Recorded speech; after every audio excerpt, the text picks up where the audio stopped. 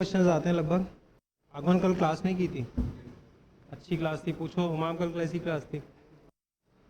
Legal reasoning and legal aptitude लगभग कितने questions आते हैं? कितने? 20 to 30।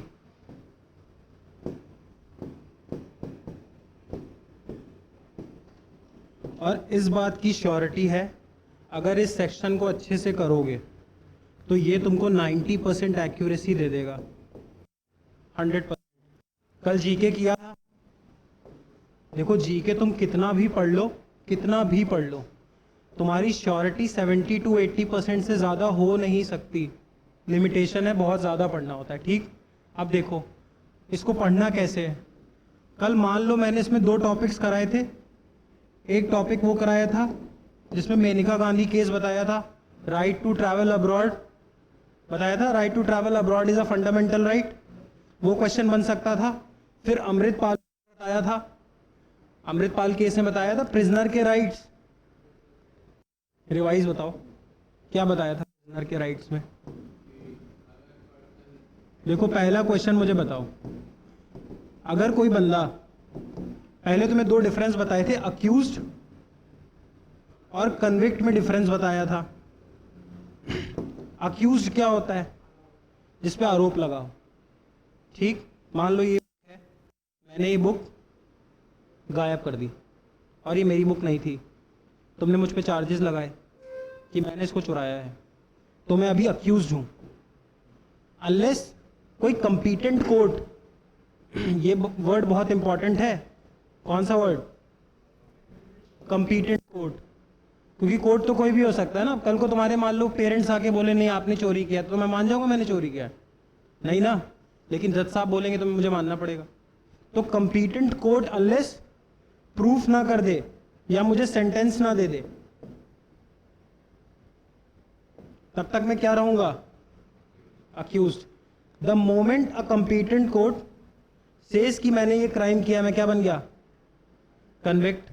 अब न्यूज, जो अंडर ट्रायल प्रिजनर होते हैं, अंडर ट्रायल प्रिजनर, प्रिजनर मतलब जो जेल में है, अंडर ट्रायल मतलब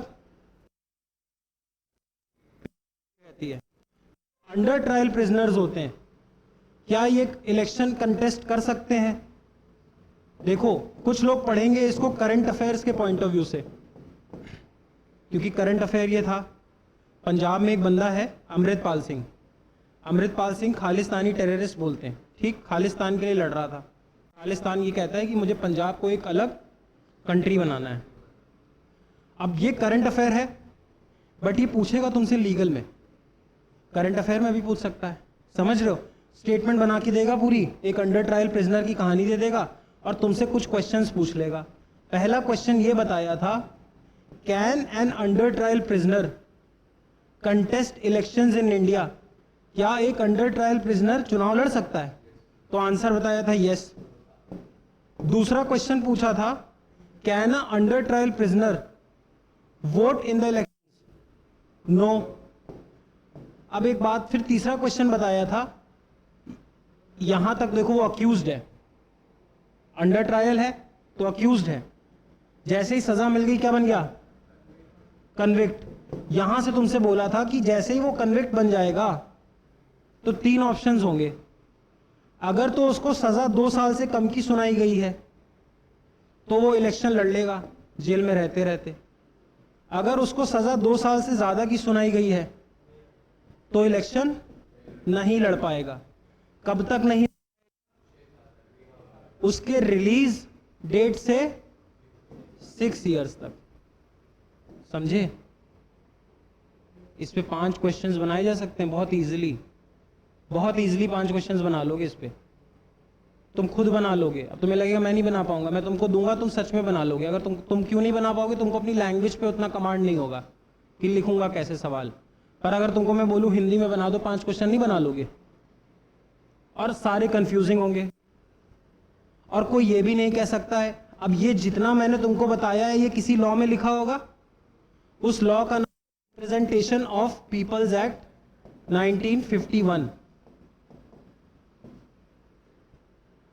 ये एमपी एमएलए क्या कर रहे हैं? पीपल को ही तो रिप्रेजेंट कर रहे हैं, इनके लिए ये कानून है। अब होगा क्या, तुम ये कानून पढ़ने लग जाओगे।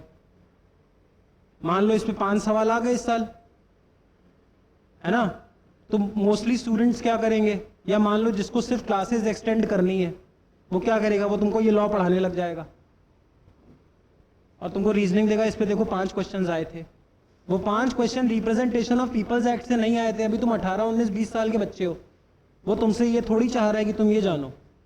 वो तुमसे ये करंट अफेयर थी, वो ये एक्सपेक्ट कर रहा था कि तुमने ये पढ़ी है, और जब तुमने ये पढ़ी है तो you will be able to answer all these questions on the knowledge that you get from this current affair, not from this law.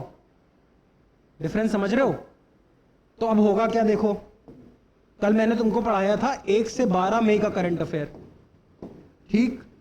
1 से 12 मई के करंट अफेयर में मैंने तुमको 2 प्रोबेबल क्वेश्चन समझाए थे। अरे बोलो, 2 प्रोबेबल क्वेश्चंस क्या थे? एक तो ये अमृतपाल सिंह केस बताया था, और तुमको पिछली वाली स्लाइड में एक चीज और समझाई थी। देखो यहां पे मैंने एक क्वेश्चन और समझाया था, जब मैंने तुमको ये बोला था कि मान लो कन्विक्ट हो गया बंदा, कन्विक्ट हो गया डिस्ट्रिक्ट कोर्ट में, कन्विक्ट हो गया, लेकिन डिस्ट्रिक्ट कोर्ट में मान लो मैं हूं बंदा, मुझे इलेक्शन लड़ना था, मैं लखनऊ से इलेक्शन लड़ना चाहता था, मुझ पे केस लगते, डिस्ट्रिक्ट कोर्ट ने मुझे 7 साल की सजा सुना दी किसी केस में। अब 7 साल की सजा सुना दी मतलब इस कैटेगरी में आ गया, मतलब I can not contest election, point number 1। Second, जब मैं हूँगा 7 साल बाद, तो 7 साल बाद रिलीज हुआ, उसके 6 साल तक मैं इलेक्शन नहीं लड़ सकता। मतलब मुझे जिस दिन सजा सुनाई गई, 6 + 7 ईयर्स ऑफ पनिशमेंट, 13 ईयर्स तक इलेक्शन नहीं लड़ सकता। Let's say my age is 25, तो I will not be able to contest election till the age of 38, उसके बाद लड़ लूंगा। ये बात समझाई थी। और इसमें मैंने तुमको लर्न कर एक चीज याद, क्या ये यहां तक समझ में आया? पक्का? अब मान लो मैं वकील हूं, मैं गया डिस्ट्रिक्ट कोर्ट, मैंने डिस्ट्रिक्ट कोर्ट में चैलेंज कर दिया, हाई कोर्ट गया, डिस्ट्रिक्ट कोर्ट में फैसला आया, और फैसले में मुझे बोला गया कि मुझे 7 साल की सजा है। ठीक, मैंने बोरिया बिस्तर उठाया, किताबें उठाई, और मैं गया हाई कोर्ट। हाई कोर्ट में मैंने जाके बोला कि सर देखो मेरे साथ गलत हुआ है और मैं कन्विक्ट नहीं होना चाहिए। ठीक, अब क्या करेगा, इस फैसले पे स्टे लगा देगा। स्टे लगाने का मतलब है कि अब मैं ये मैटर देख रहा हूं, अब हाई कोर्ट में ये मैटर जा रहा है। अब यहां पे ये सवाल बनता है कि मान लो अगर फैसला आ जाए डिस्ट्रिक्ट कोर्ट में और हाई कोर्ट में मैं चला जाऊं, तो क्या इलेक्शन लड़ सकता हूं? ये मैंने कल पढ़ाया था, इसलिए मैं कह रहा हूं क्लास। ये कैसे याद करना है? Rahul Gandhi case, last year Rahul Gandhi को एमपी एमएलए कोर्ट ने सजा सुनाई थी, मुझे एग्जैक्टली याद नहीं, पर 5 साल की थी। तो एक बात बनने लगी कि ये भाई इस कानून के तहत तो अब Rahul Gandhi will not be able to contest 2024 का इलेक्शन। पर 2024 का इलेक्शन लड़ा ना, वायनाड से भी लड़ा, रायबरेली से भी लड़ा। क्यों लड़ा? क्योंकि यहां पे तुमको एक पॉइंट समझ में आएगा, जैसे ही स्टे लगेगा and I move to high court, जब तक ये हाई कोर्ट फैसला नहीं सुना देता तब तक मैं चुनाव लड़ सकता हूं। समझे मतलब? याद कैसे करना था राहुल गांधी? अब तुम बताओ, ये लिखा तो सब कुछ इसी कानून, पर हमें ये कानून नहीं पढ़ना, हमको ये करंट अफेयर पढ़नी थी। और अब इस करंट अफेयर में ये जो सवाल लिंक होने थे, ये किसका काम है? मेरा काम है। जब मैं तुम्हें ये पढ़ा रहा हूं तो मैं तुम्हें ये भी तो बता रहा हूं। समझ में आया? पक्का? तो अब देखो, अब सिलेबस पे बात करते हैं मोटा मोटा। अब देखो, जब 1 से 12 मई की करंट अफेयर पढ़ी, तो कल तुमको एक राइट टू ट्रैवल अब्रॉड जब बताया था, महाराष्ट्र के केस में लुकआउट नोटिस निकल गया, right to travel abroad, abroad मतलब India, abroad is a fundamental right. इससे मत डरो, ये मैं पढ़ाऊंगा। Is a fundamental right under article 20। इनसे डरो मत, जब मैं पढ़ाऊंगा तो ये भी आ जाएगा समझ में, ये भी आ जाएगा। पर करंट अफेयर तो पढ़नी है ना, तो इतना तो लेके चलना पड़ेगा। अब तुम सोचो मैं सारा लीगल पढ़ लूंगा फिर करंट अफेयर पढ़ूंगा, आज पाँच हो जाएगा। ठीक, एक न्यूज बताई थी, इससे सवाल बन सकता है, बताया था कल। एक स्टेटमेंट दे देगा, लिख देगा Aagman is a person from Maharashtra, he took loan of 90 lakh from HDFC bank, loan इसने पे नहीं किया, he wants to travel abroad. Bank lookout notice देता है और बैंक इसको थानेदार को बोलता है, FIR कराता है, थानेदार आगमन को थाने में, आगमन की US की फ्लाइट मिस हो जाती है। 4 ऑप्शन दे देगा। अब जिसने करंट अफेयर पढ़ी होगी वो इसके हिसाब से आंसर मार्क कर लेगा। अब जिसने करंट अफेयर नहीं पढ़ी होगी क्या सोचेगा, यार ये कौन सा कानून है।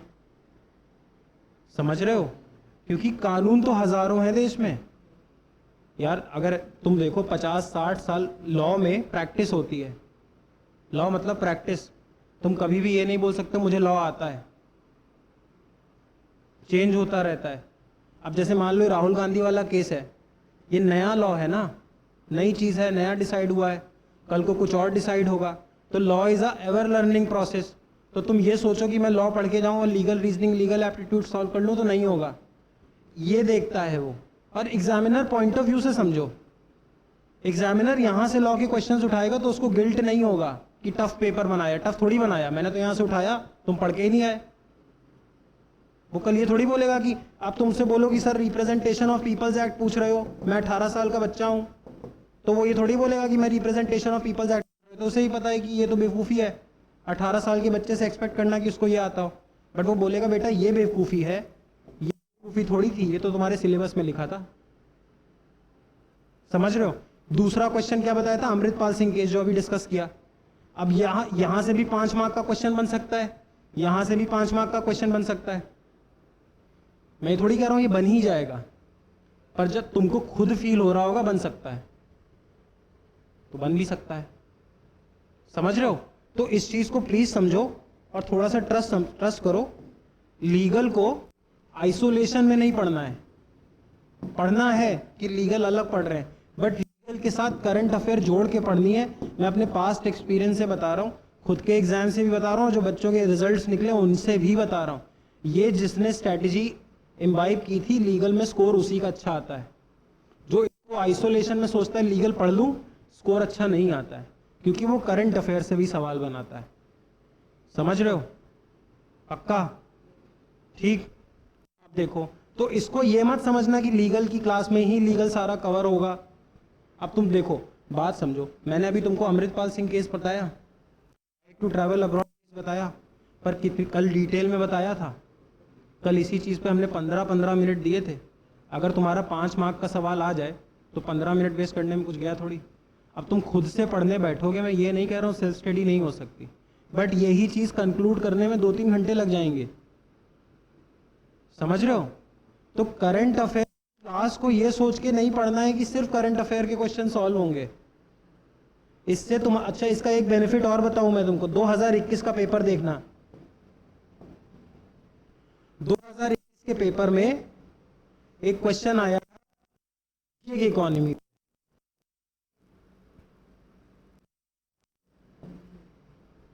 20, 21, 22 के पेपर देखना। एक पैसेज, ये इंग्लिश उसकी बात कर रहा हूं, क्रिटिकल रीजनिंग की। अगर कोई तमीज से पढ़े तो करंट अफेयर से पूरा क्लैट का पेपर सॉल्व कर लेगा। एक क्वेश्चन आया था क्रिप्टो करेंसी पे। अब ये क्वेश्चंस कहां पे पढ़ते हैं लोग, करंट अफेयर में। कहां पे, इंग्लिश के पैसेज में। अब तुम्हारे दिमाग में आएगा सर करंट अफेयर इंग्लिश में कैसे पूछ। ये पैसेज उठाया उसने एक किसी अखबार का, उस पैसेज में या तो क्रिप्टो करेंसी की बात हो रही थी या गिग इकोनॉमी की बात हो रही थी। लिखा था पूरा पैसेज A to Z। अब वो उस पे इंग्लिश के सवाल पूछ ले रहा था, इंग्लिश के मतलब रीजनिंग के, कि कौन सा आर्ग्यूमेंट स्ट्रांग है, कौन सा आर्ग्यूमेंट वीक है, इस लाइन से इसका क्या मतलब निकाल सकते हैं। 4 ऑप्शन दे दिए। अब एक बात बताओ, तुम कितने भी अच्छे इंग्लिश में हो, बहुत अच्छे हो, तुमने 100 नॉवल पढ़ रखी थी बचपन से आज तक, लेकिन एक बात बताओ, जब तुम्हें गिग इकोनॉमी का मतलब ही नहीं पता होगा तो तुम्हारे आंसर को लेके तुम कभी श्योर नहीं हो पाओगे। जब तुमको क्रिप्टो करेंसी असलियत में समझ में ही नहीं आएगी तो तुम अपने आंसर को लेके सॉल्व नहीं कर, कभी भी श्योर नहीं हो पाओगे। इसलिए तुम देखो बहुत सारे ऐसे बच्चों की सिंगल डबल डिजिट रैंक आती है जिनकी इंग्लिश स्ट्रांग नहीं होती तब भी। उनका ये स्ट्रांग होता है। अगर मुझे गिग इकोनॉमी समझ में आएगा ना, तो मेरी भली इंग्लिश वीक हो, मैं पढ़ूंगा इसको और मैं जानता हूँ गिग इकोनॉमी का मतलब जानूंगा, तो मैं इसको अच्छे से समझ जाऊंगा, और जब मैं इसको अच्छे से समझ जाऊंगा तो मैं आंसर सॉल्व करने में तेज।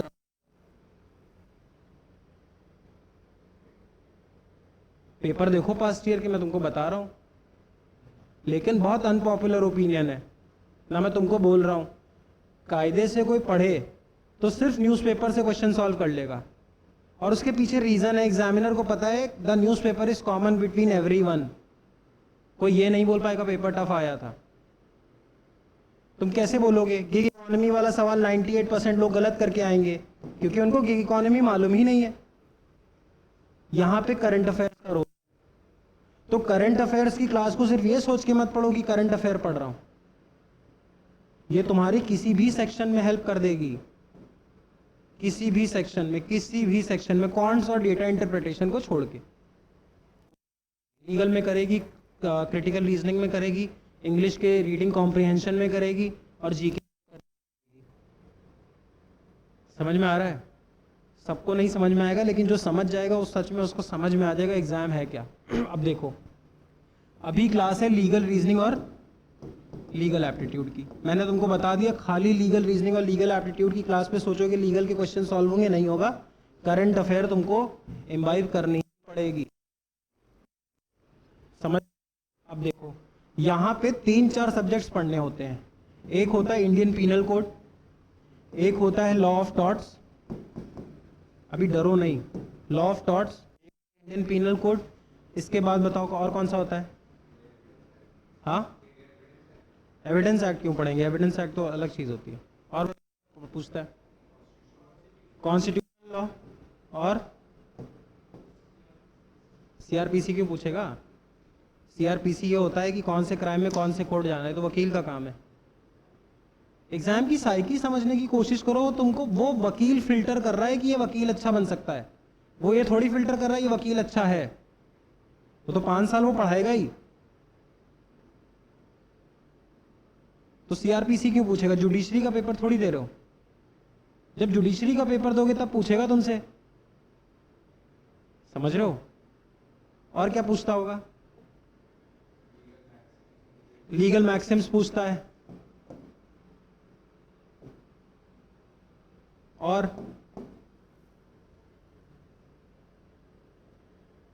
क्या पूछेगा?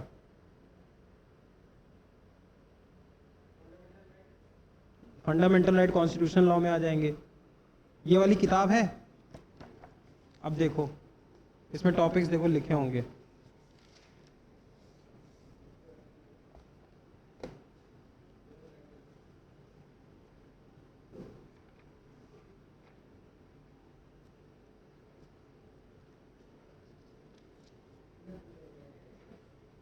हाँ, अब देखो, इसके अलावा इसमें एक ऐड करो कॉन्ट्रैक्ट्स, ठीक। अब देखो यहां पे समझो, अब लास्ट ईयर के पेपर्स देखोगे, है ना।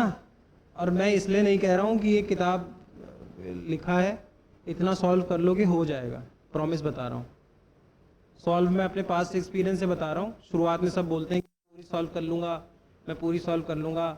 हार्डली 2-4 बच्चे होते हैं जिन्होंने पूरी सॉल्व की होती है, पता ही नहीं है कोई, टूट जाता है। टूट क्या जाता है? डिस्ट्रैक्ट हो जाते हैं। मैंने आज पढ़ाया, आज करोगे, 1 महीने 2 महीने 3 महीने, अगस्त सितंबर तक फिर वो छोड़ दोगे। 100% क्वेश्चन आते हैं। अब यहाँ से देखो, लेकिन लगभग पेपर करंट अफेयर आता है। अब ये मैं बुक में इम्बाइब नहीं कर सकता हूँ, ये मुझे ही नहीं पता ना सितंबर में क्या होगा, तो इसके लिए तो क्लास बहुत मस्त है। अब जैसे तुमने देखा होगा आईपीआर पे क्वेश्चन आया हुआ है, इंटेलेक्चुअल प्रॉपर्टी राइट, कल पढ़ाया था special 301, United states trade representative priority watch list, उस पर भी पहले क्वेश्चन आया। वो क्वेश्चन कहाँ से आया? करंट अफेयर से। मैं बहुत लोगों को जानता हूँ जो सिर्फ इस वजह से आईपीआर पढ़ाने लगते हैं। आईपीआर नहीं पढ़ना है, वो तो लॉ स्कूल में पढ़ोगे। आईपीआर, फैमिली लॉ, जैसे 2021 में क्वेश्चन आया था, तब लड़कों की शादी करने की लीगल एज 21 थी, लड़कियों की शादी करने की लीगल एज 18 थी। सरकार ने 18 से बढ़ा के 21 कर दी थी। इसी पे क्वेश्चन आ गया था, उस वजह से कोचिंग्स में फैमिली लॉ पढ़ाने लग गए। समझ रहे हो मैं क्या कह रहा हूं? 21 थी लड़कों की शादी करने की उम्र लीगल, लड़कियों की 18। सरकार ने 15 अगस्त 2021 को लाल किले से मोदी जी ने बोला कि मैं लड़कियों की उम्र क्या कर रहा हूं, 21। दिसंबर में पेपर हुआ, क्लैट ने एग्जाम में पूछ लिया, 21 और 21 पे सवाल था, चेक करना घर पे जाके। उस वजह से बच्चों में आज भी एक फोमो है, फोमो बोल रहा हूं, फोमो होता है कि मैंने फैमिली लॉ नहीं पढ़ा, या लोग एक एंजाइटी क्रिएट कर दी मार्केट में कि फैमिली लॉ पढ़ना है, क्योंकि ये सवाल फैमिली लॉ का था। बट ये सवाल फैमिली लॉ का नहीं था, ये करंट अफेयर का सवाल था। मतलब ये बहुत इंपॉर्टेंट है, इतने से तुम्हारा लीगल हो जाएगा। बेसिक्स इसके पढ़ने हैं, बेसिक्स इसके पढ़ने हैं, बेसिक्स इसके पढ़ने हैं, बेसिक्स इसके पढ़ने हैं, ठीक। ये 2 क्लास का काम है और इस पे कमांड करनी है। मैं तुमको 100% बता रहा हूँ, 90% एक्यूरेसी होती है इस पेपर में। 90% लोग कर क्यों नहीं पाते हैं? क्योंकि लोग इस पे फोकस नहीं करते हैं, तो आते हैं 50% मार्क्स, या इसको सिर्फ वो करंट अफेयर की तरह पढ़ते हैं। जब वो लीगल का क्वेश्चन सॉल्व कर रहे होते हैं पेपर में, तो वो सिर्फ लीगल के नोट्स को याद करके सॉल्व कर रहे होते हैं। उनका दिमाग एक बार भी ये नहीं जा रहा होता। जैसे मान लो, मुझे याद है तब मैं किसी और इंस्टीट्यूट में था और इधर ही था, मतलब ठीक है बड़ा इंस्टीट्यूट है। सुनो, ये जब मैं पढ़ा रहा था तो मुझे याद है, अच्छे से याद है, इस सवाल को बहुत सारे बच्चों ने किया नहीं था। लंबा सा पैसेज था, डर गए, और उनके दिमाग में क्वेश्चन क्या आया था कि सर हम लोगों को फैमिली लॉ तो पढ़ाया ही नहीं गया था। तो मैं डर गया, फैमिली लॉ का सवाल ही नहीं था, सवाल ही करंट अफेयर का था। और जिसको ये करंट अफेयर याद थी उसको पूरा पैसेज नहीं पढ़ना था, उसको बस ऑप्शन चेक करने थे। मैं तुमको वो भी समझाऊंगा अगर तुम ढंग से पढ़ोगे। अब लेकिन उसमें टाइम लगेगा। जब तुम 3-4 महीने पढ़ लोगे तो पूरा पैसेज पढ़ना ही नहीं होता है, पूरा पैसेज नहीं पढ़ना होता है। वो एग्जामिनर तुम्हें एंजाइटी के लिए पैसेज देता है ताकि आधे कंपटीशन है ना, उसको फिल्टर आउट करना है। वो बस ये चेक कर रहा होता कि किसको इतने प्रेशर सिचुएशन में ये चीज याद रह गई, और प्रेशर सिचुएशन में वो इतना पैसेज देखने के बाद भी डरा नहीं और ये पॉइंट याद रखा था, वो ऑप्शन सॉल्व कर ले जाएगा। अपने आप से था, तुम पेपर सॉल्व करके देखो, मैं तुमको बता रहा हूं 100%। अभी भी 80% क्वेश्चन लोग जानते हैं। ऐसा नहीं है कि टीचर समझते नहीं, सब समझते हैं। लेकिन एक बात बताओ ना, फिर साल भर क्लासेस भी तो पढ़ानी है, मैं भी पढ़ाऊंगा। ऐसा क्यों हो रहा है? मैं पिछली बार भी पिछले क्लास में मैंने बोला था, ऐसा क्यों हो रहा है? लोग 45 से 50 दिन में भी एग्जाम निकाल देते हैं और कुछ लोगों का 2-2 अटेम्प्ट में नहीं निकल रहा। कुछ तो रीजन रहा है, कुछ तो 100% रीजन है कि कोई 50 डेज में कर रहा है और कोई 2 साल में भी नहीं कर पा रहा है। वो यही बात है, करंट अफेयर को छोड़ना नहीं है। मैं तुमको अभी भी बता रहा हूं, पेपर आधा बनता है। मैं बोल दूंगा तो लोग मानेंगे नहीं, फिर लोग बोलेंगे ना कि इसको लीगल नहीं पढ़ाना है सही से। अभी भी मैं बता रहा हूं, पेपर तुम करके आना, तुम 2023 का उठाओ, 22 का उठाओ, 21 का उठाओ, 20 का उठाओ, कोई पेपर उठा लो, बहुत पुराना नहीं। 2008-9 में सिंपल पूछता था, कॉन्स्टिट्यूशन के बारे में पूछ लेता था। बट पिछले 3-4 साल से तुम पेपर उठा के देखो, उसका ट्रेंड यही है कि वो इस पे फोकस करता है और इसमें से लीगल के क्वेश्चन बनाता है। मैंने कल एक क्लास में के क्वेश्चन बनाए, तो साल भर में मैं पेपर नहीं बना 30 मार्क्स का, तुम देखो ना ये। और इसमें तुम ये भी नहीं कह सकते कि मैं तुम पे इम्पोज कर रहा हूं, जबरदस्ती नहीं कर रहा हूं। दोनों ही अच्छे क्वेश्चन है। ये जो राइट टू इलेक्शन वाला क्वेश्चन है, कितना बेहतरीन क्वेश्चन है। आदमी बोलेगा हाँ पेपर अच्छे लेवल का आया है, और कोई ये भी नहीं कह सकता टफ आया है। टफ भी आया है और नहीं भी आया है, अच्छा पेपर आया है। और कोई ये भी नहीं कह सकता कि फर्जी किसी ने पेपर बना दिया कि आर्टिकल 1 में क्या लिखा है, आर्टिकल 2 में क्या लिखा है। ये राइट टू ट्रैवल अब्रॉड वाला पॉइंट बढ़िया क्वेश्चन बन जाएगा। अब लीगल की न्यूज़ हर महीने आती रहती है। कैसे आती है? सुप्रीम कोर्ट कुछ बोलता रहता है, कहीं हाई कोर्ट कुछ बोलता रहता है। देखो,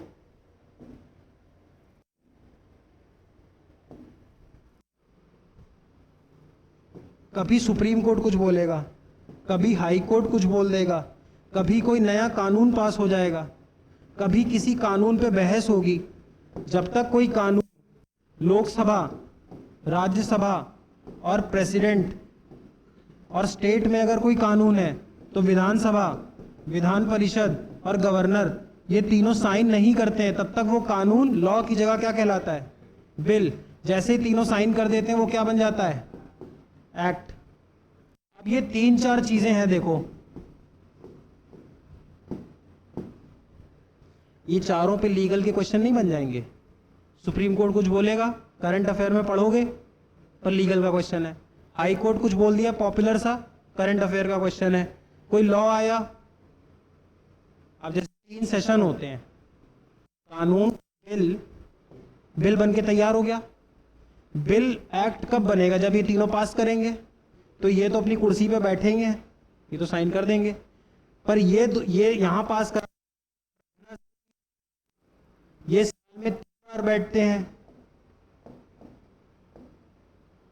बजट सेशन फरवरी में होता है, मॉनसून सेशन जुलाई में होता है, और विंटर होता है नवंबर दिसंबर में। अब समझो बात को, कॉन्स्टिट्यूशन में यह लिखा है कि Lok Sabha and Rajya Sabha should meet, और ये जो मीटिंग का ड्यूरेशन है ये 6 महीने से ज्यादा नहीं होना चाहिए। मतलब 6 महीने में तो मिल ही लो, मतलब साल में कंपनी कितनी बार मिलना है? 2 बार। कॉन्स्टिट्यूशन कहता है कि 6 महीने में तो मिल ही लेना है, 6 महीने से ज्यादा नहीं एक्सीड होना चाहिए। तो मतलब कंपल्सरली कितनी बार मिलना है? 2 बार। बट हम आउट ऑफ कन्वेंशन 3 बार मिलते हैं, कोरोना में 2 ही बार मिले थे।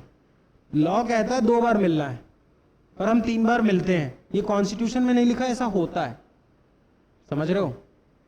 पक्का 3 बार मिलते हैं। तो जब ये तीनों बार मिलेंगे तो इनकी बहुत सारे बिल्स पे क्या होगी?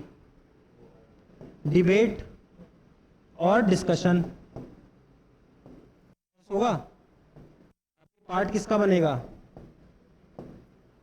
करंट अफेयर का। बिल एक्ट बन जाएंगे, उसी पे सवाल पूछ लेगा लीगल का। तुमको लगेगा कि ये तो लीगल का क्वेश्चन है। अब जैसे एक क्वेश्चन आता है यूनिफॉर्म सिविल कोड, ठीक, मैंने बताया था 2 टाइप के लॉ होते हैं, क्रिमिनल और सिविल। क्रिमिनल वो होते हैं जो स्टेट के अगेंस्ट किए गए हों, मर्डर, रेप, डकैती। सिविल वो होते हैं जो प्राइवेट पर्सन के अगेंस्ट किए गए हों, मैरिज, एडॉप्शन, डाइवोर्स। अब वो जो 21 और 18 वाला क्वेश्चन था कि लड़के की 21 उम्र, लड़के की 18, इसको 18 कर दिया, ये कौन सा मैटर है? सिविल है। पर पे क्वेश्चन आया, पेपर समझो बहुत इजी है, पेपर टफ नहीं है। पेपर सच में टफ नहीं है, बस उसको समझना मुश्किल है, और मुश्किल भी नहीं है, उतना पेशेंस के साथ समझना ही नहीं चाहता कोई। अब देखो, यूनिफॉर्म सिविल कोड कहता है कि देश में, हमारे तुम चाहे हिंदू हो, चाहे मुस्लिम हो, चाहे सिख हो, पारसी हो, जैन हो, बुद्धिस्ट हो, कुछ भी हो, कोई भी रिलीजन रखते हो, तुम पे क्रिमिनल लॉ सेम है। अरे चाहे हिंदू मर्डर करे चाहे मुस्लिम, सजा बराबर। लेकिन हिंदू शादी 1 कर सकता है, मुस्लिम 4। मतलब सिविल लॉज अलग है ना। अब बीजेपी गवर्नमेंट बोले, एनडीए गवर्नमेंट बोल रही थी कि हम यूसीसी लाएंगे। अब मोदी सरकार को पूर्ण बहुमत नहीं मिला है। पूर्ण बहुमत क्यों नहीं मिला है? 543 सीट्स थी, हाफ चाहिए थी। अब हाफ में ये कुछ 240 के पास में है, तो इनको ये 32 किसी से चाहिए होंगी। तो अब ये एकदम से नहीं बोल देंगे यूसीसी लाना है। क्यों समझो? क्योंकि जब बोलेंगे तो इनको इतने लोगों से वोट कराना है, तो इनके बच्चे तो करेंगे वोट, पर हो सकता है ये कहते हैं हम इस पे वोट नहीं करेंगे, जाओ सरकार गिरा रहे हैं। क्योंकि समझो, क्योंकि मान लो यूसीसी किसके अगेंस्ट है? एक तरीके से मुस्लिम्स के अगेंस्ट है। अगेंस्ट क्या मतलब? बेसिकली मुस्लिम्स में 4 शादियां अलाउड है ना। वो बोलते हैं हमारे पर्सनल मैटर में मत बोलो। अब ये जो 32 लोग इनको सपोर्ट दे रहे हैं, हो सकता है इनका वोटर मुस्लिम हो। जैसे नीतीश कुमार, बिहार से भी चुनाव लड़ना है, और बिहार में हो सकता है मुझे मुस्लिम वोट देता हो। अब अगर सेंटर में ऐसा कोई कानून लाऊंगा जो मुस्लिम अगेंस्ट होंगे, तो वो मेरे को बिहार में वोट नहीं देंगे, तो मैं अपनी बिहार की चीफ मिनिस्टरशिप थोड़ी छोड़ दूंगा। मैं यहां से तुमको छोड़ दूंगा। समझ रहे हो? तो अब ऐसी चीजों पे डिबेट और डिस्कशन होगा, यहीं से क्वेश्चंस पूछना चालू करेंगे वो लोग। अब जैसे यूनिफॉर्म सिविल कोड कॉन्स्टिट्यूशन के आर्टिकल 44 में लिखा है। दो तरीके हैं इसको समझने के।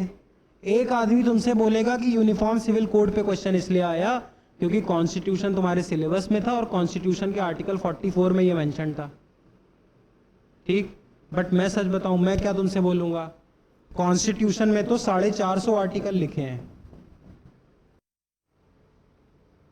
आर्टिकल मतलब पॉइंट्स। पॉइंट नंबर 44 बोलता है there shall be uniform civil code.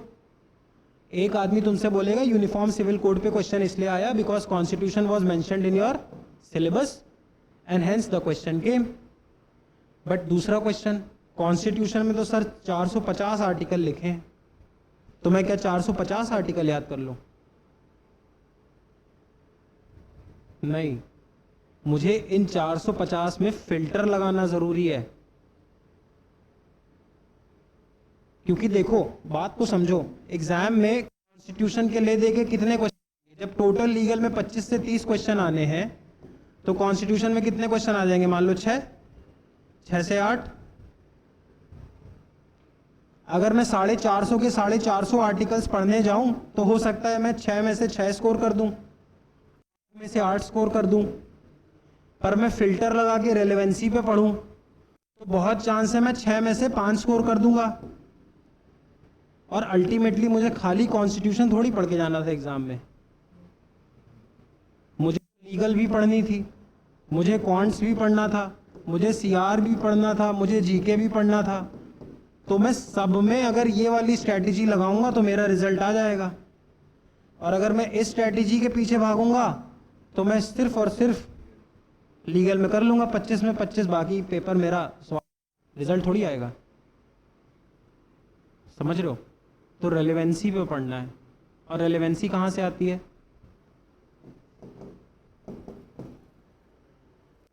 करके देख लो, पुराने पेपर्स उठाओ, टॉपिक देखो, उसको गूगल करो, फिर देखो न्यूज़ में कब था। मतलब समझे? दिसंबर 2023 में पेपर हुआ था, इसके कुछ कुछ पॉइंट्स उठा के गूगल पे डालो, तुम देखोगे कोई चीज़ अगस्त में न्यूज़ में रही थी, कोई सितंबर में रही थी, कोई जुलाई में रही थी, कोई फरवरी में रही थी, और वो सवाल यहीं से बना बना के डाल रहा था। तुमको लगता है पेपर टफ है? हाँ, पैसेज में ही होता है, वो बहुत इजी है, तुम प्रोसेस एंजॉय करोगे। पेपर बहुत मुश्किल है ही नहीं, पेपर सच में मुश्किल नहीं है। 80,000 लोग पेपर दे रहे हैं, कितने लोग सीरियस हैं? 40 कहाँ सीरियस होंगे यार? हार्डली 5 से 6,000 बच्चे सीरियस होते हैं, सच बता रहा हूँ। सीरियस का मतलब ये नहीं होता है कि कोचिंग जाते हैं, सीरियस का मतलब होता है इस तरीके से पढ़ते हैं। सीट्स अच्छी मान के चलो, अगर तुमको एकदम प्योर क्रीम में रहना है तो सीट्स 500 मानता हूँ मैं, बस इसके ऊपर तो मैं तो नहीं मानता, बाकी बहुत अनपॉपुलर है, लोग गाली गलौज, लेकिन 500 मैं ये मानता हूँ। अगर तुमको जॉब चाहिए अच्छी, उससे ज़्यादा जॉब्स नहीं है इंडिया में लॉ सेक्टर में, 500-550 के अंदर रैंक लेके आओ। मुश्किल कहाँ है भाई? 5,000 में 500 में आना है। अब 10 में से 1 में भी नहीं आओगे तो फिर किस बात का कंपटीशन?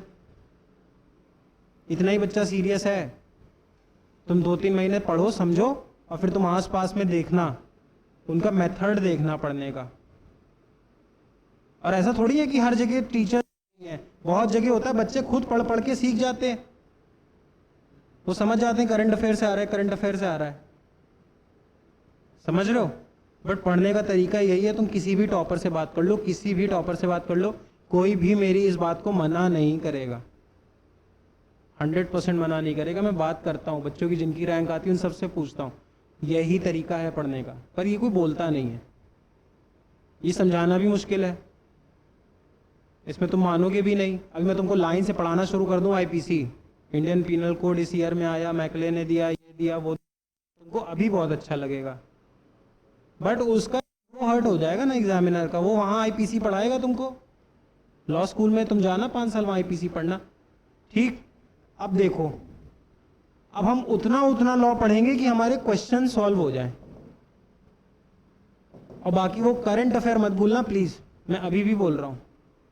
खाली खाली करंट अफेयर भी क्लास कोई ध्यान से सुनेगा तो वो भी 25-30 में से 100% नहीं आए तो तुम मुझे बताना।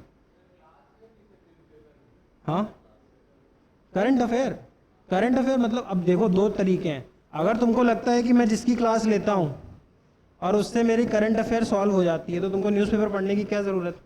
मैंने पहली क्लास में ही बोला था कि न्यूज़पेपर इंग्लिश अच्छी करने के लिए पढ़ो, रीडिंग स्पीड के लिए पढ़ो। कल मैंने तुमको 1 से 12 में पढ़ाया, तुमको लग रहा था कुछ भी छूट रहा है? नहीं, तो तुम करंट अफेयर के लिए क्यों पढ़ोगे? इसके लिए पढ़ो। ये काम तो मेरा है ना, मैं तुमको फिल्टर करके बता तो रहा हूं, राहुल गांधी का केस, सज्जन सिंह का केस, तुमको सारी स्टोरी समझा तो रहा हूं। तो फिर तुमको उसके लिए करंट अफेयर पढ़ने की क्या जरूरत है? बाकी तुमको पढ़ना है तो पढ़ो। अब ये ऐसी चीज होती है ना कि कोई बोलना नहीं चाहता है कि टीचर पढ़ने से मना कर रहा है। जब तुमको मेरी करंट अफेयर की क्लास से क्वेश्चन ना सॉल्व हो तब तुम मुझको बताना कि भैया मुझसे सॉल्व ही नहीं होता। सॉल्व होगा, लेकिन तुम उसके लिए क्लासेस तो करो। तुम क्लास नहीं आओ, तुम समझो, फिर मेरा मतलब पॉइंट नहीं है। देखो मैं तुमको बाद में बता तो दूंगा पर उतनी डेप्थ से नहीं बताऊंगा। कौन बताता है?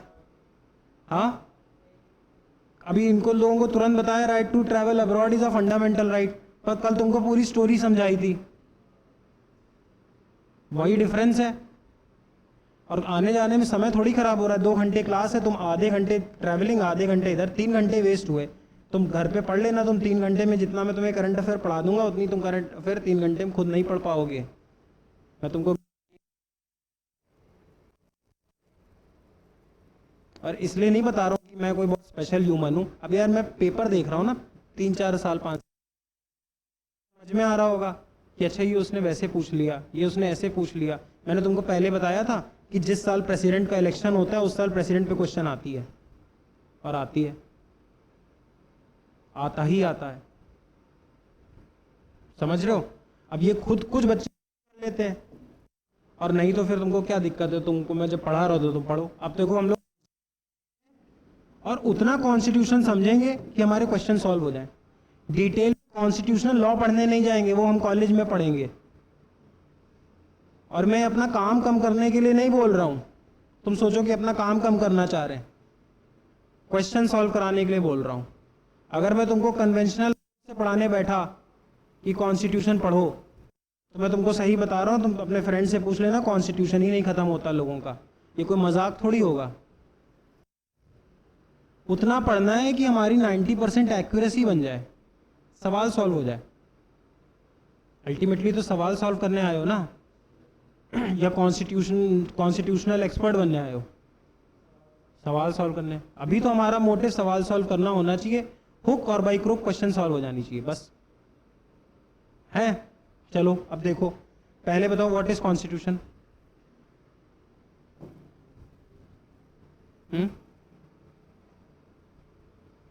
देखो डरो नहीं, पहले एक चीज समझो। देखो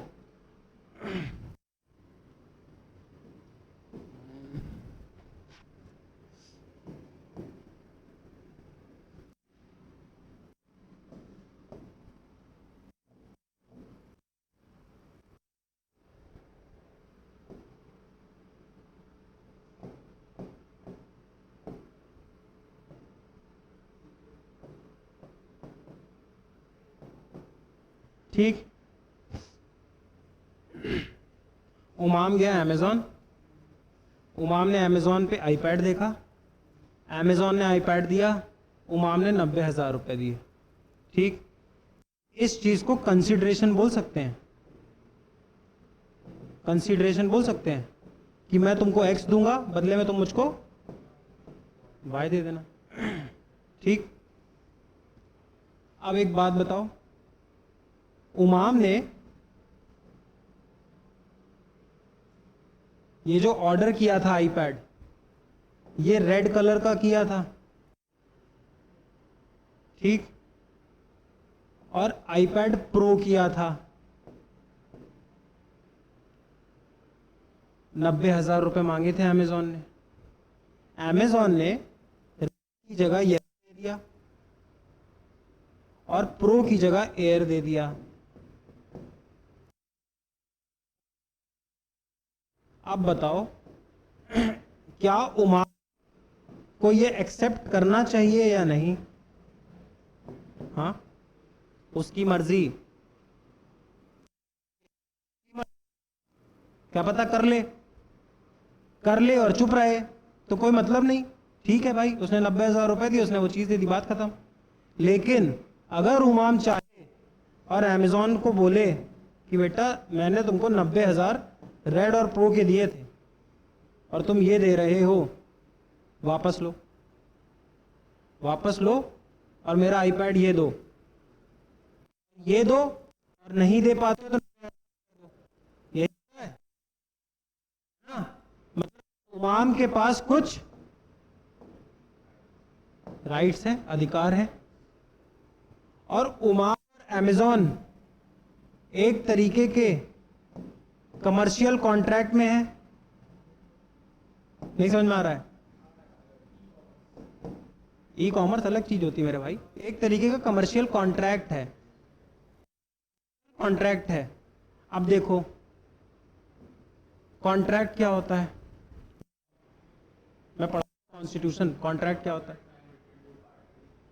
एक इक्वेशन बताऊंगा और कॉन्ट्रैक्ट के 60% क्वेश्चन सॉल्व हो जाएंगे। मैं पढ़ा कॉन्स्टिट्यूशन रहा हूं, आज घर पे जाके देखना। जब पहले का जमाना रहा होगा प्रिमिटिव सोसाइटी, जब ह्यूमंस गैदरर थे, हंटर थे और अनसिविलाइज्ड थे, सब नंगे घूम रहे, तो एक बात बताओ, अगर ये वाले समय में चले जाते हैं सारे, हम सब इस समय में जा रहे हैं, हम सब इसमें रहते हैं अभी, अगर मैं तुमसे ज्यादा ताकतवर होऊंगा, मैं तुमसे तुम्हारा खाना छीन लूंगा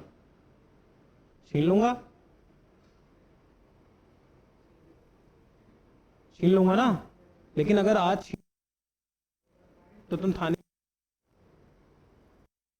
समझो अंतर को। अभी मैं सब धीरे धीरे खोल रहा हूं, पर पुराने जमाने में अगर मैं तुमसे जोर जबरदस्ती और मारपीट करता हूं, मतलब माइट इज राइट। माइट का मतलब होता है पावर, जिसकी लाठी उसकी भैंस, यही होता था पहले, यही होता रहा होगा। अब जब ये होता ही रहेगा तो समाज में क्या आएगा? क्योस आएगा कि नहीं आएगा ना समाज में क्योस? समझ रहे हो? क्योस का मतलब होता है बेटा अफरा तफरी आ जाएगी। कोई किसी को मार रहा है, कोई किसी को लूट रहा है, कोई किसी की बीवी उठा ले जा रहा है, कोई किसी की गर्लफ्रेंड उठा ले रहा है, कोई किसी के घर में घुस जा रहा है, जो करना चाह रहा है कर ले रहा है और कर ही ले रहे हैं। अभी भी कई जगह होता है जहां लॉ के बारे में लोग इतना नहीं समझते, गांव वगैरह में खूब होता है, जिसकी लाठी उसकी भैंस। अब ये जब प्रॉब्लम होने लगी तो लोगों ने बोला यार इसका क्या किया जाए, तो अब लोगों ने बोला कि ऐसा करते हैं, कुछ रूल्स बना लेते हैं, और जो लोग उस एरिया में रहेंगे उनको वो रूल्स मानने पड़ेंगे, और जो रूल्स ब्रीच करेगा उसको पनिशमेंट मिलेगी। अब उस टाइम हम इतने रूल्स खुद बना लें तो किंग का concept, divine right to rule, मतलब भगवान ने उनको राज करने की ताकत दी है, इसलिए राज तिलक होता था। में जाओगे तो वहां पे क्लर्जी करती थी, भगवान तुमको राइट देते थे रूल करने का। भगवान मतलब अरे सोसाइटी को बेवकूफ बनाने का तरीका था। यहां पे राज तिलक हो जाता था और वहां पे बिशप होते थे, वो क्लर्जी होती थी, है ना, यूरोप में। पर यही रूल था कि राजा रूल कर रहा है और राजा जो बोलेगा वही क्या होगा, लो, और जो उस कानून के बाहर जाएगा राजा उसको सजा देंगे। जब धीरे धीरे लोगों को अवेयरनेस बढ़ी, लोग पावरफुल होना शुरू हुए, व्यापारी आए, पैसा आना शुरू हुआ, पढ़ाई शुरू हुई, नए नए रेवोल्यूशन हुए, लोगों को पता चला धरती गोल है, लोगों को पता चला कि यहाँ इंडिया से पोर्चुगल, यूरोप से इंडिया में भी ट्रेडिंग हो सकती है, लोगों को नई नई चीजें पता चली, साइंटिफिक रेवोल्यूशन हुआ, इंडस्ट्रियल रेवोल्यूशन हुआ, कमर्शियल रेवोल्यूशन हुआ, तो लोगों में भी थोड़ी थोड़ी क्या आई, ताकत। तब लोगों ने किसके खिलाफ विद्रोह किया, किंग। और सबसे पहले ये विद्रोह हुआ ग्रेट ब्रिटेन में, और ग्रेट ब्रिटेन में 1688 में एक क्रांति हुई जिसको बोलते हैं ग्लोरियस रेवोल्यूशन। ग्लोरियस क्यों बोलते हैं, क्योंकि इस क्रांति में खून नहीं बहा, किंग चुपचाप अपनी पावर्स कम कर दी। अपनी पावर कम करने का मतलब क्या है, मान लो मैं किंग हूं, अभी मैं जो बोलता हूं तुम सब मानोगे, लेकिन जब तुम सब लोगों को लग गया कि नहीं भाई ये तो करप्ट है, तो तुम में से कुछ लोग निकल के आएंगे 10 12 15, और वो बोलेंगे, क्या बोलेंगे कि मैं रूल करूंगा, मैं रूल करूंगा। और किसके बिहाफ पे रूल करूंगा, जनता के बिहाफ पे रूल करूंगा। यही तो होगा पक्का, जहां पे लगे कि समझ नहीं आ रहा वहां बोलना। अब ये हुआ, ऐसे ही 1789 में फ्रेंच रेवोल्यूशन हुआ। ये ब्रिटेन में हुआ, ये फ्रांस में हुआ। दोनों ने अपने अपने राजाओं पे अटैक किया। और फ्रेंच रेवोल्यूशन से 3 वर्ड निकल के आए, लिबर्टी, इक्वालिटी और फ्रेटर्निटी। फ्रेटर्निटी मतलब भाईचारा, बंधुत्व, हम सब भाई हैं, तो राजा और रंग जैसा कुछ नहीं है, बड़ा छोटा कुछ नहीं, सब भाई। फ्रेटर्निटी, इक्वालिटी, समानता है सब में, और लिबर्टी मतलब आजादी है, राजा नहीं बताएगा क्या करना है क्या नहीं। अब ये एक दिन में नहीं हो रहा है, शतक दशक लग रहे हैं, सालों लग जा रहे हैं। तो अब धीरे धीरे धीरे धीरे ये चीजें बढ़ती गई, दुनिया के हर कोने में होने लगी। 1776 में यूएस आजाद हुआ। किससे आजाद हुआ, ब्रिटेन से आजाद हुआ। किस दिन आजाद हुआ, 4 जुलाई को हुआ। और यूएस पहला दुनिया का देश बना जिसने अपने लिए रूल्स बनाए, और ये बोला कि देश किससे चलेगा, इन रिटन रूल्स। यही रिटन रूल्स की किताब कहलाई कॉन्स्टिट्यूशन। दुनिया में सबसे पहले कॉन्स्टिट्यूशन कहां आया, यूएस में। समझ में आया,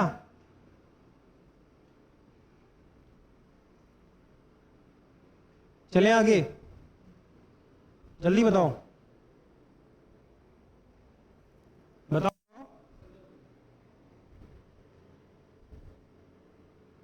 देखो मैं जो पढ़ा रहा हूं ना वो तुमको किसी भी स्टैंडर्ड बुक में मिल जाएगा, समझने पे फोकस करो, ये तो कहीं भी मिल जाएगा।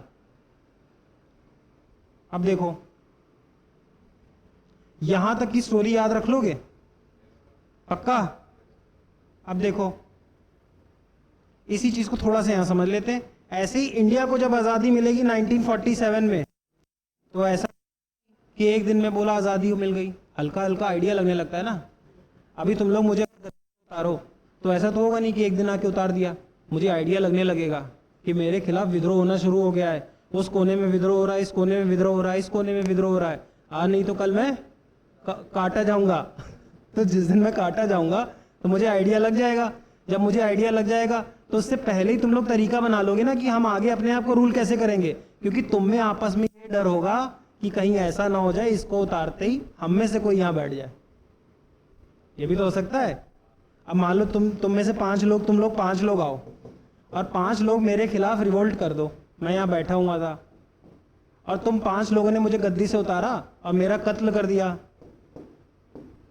अब कत्ल करने के बाद असैसिनेट कर दिया, असैसिनेट करने के बाद एक बात बताओ, तुम में आपस में ये डर नहीं होगा कि ऐसा ना हो जाए जैसे मैं असैसिनेट हूं उमाम तुम 4 को असैसिनेट करा दे, 5 को असैसिनेट करा दे और खुद यहाँ बैठ जाए और फिर सारी को रूल करने लग जाए। ये भी तो हो सकता है, पहले यही होता था, है ना।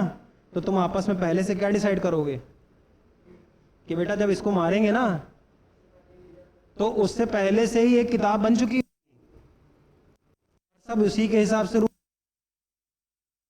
नहीं समझ में आ रहा है, यही इंडिया में होगी, इंडिया भी अपना कॉन्स्टिट्यूशन बनाएगा। ये स्टोरी यहाँ पे फिनिश करते हैं। फिनिश मतलब अभी तो मैं बताऊंगा, मैं बनना पहले शुरू हो गया था। यहां पे इस स्टोरी को ये रोक देते हैं। अब दूसरी स्टोरी समझो।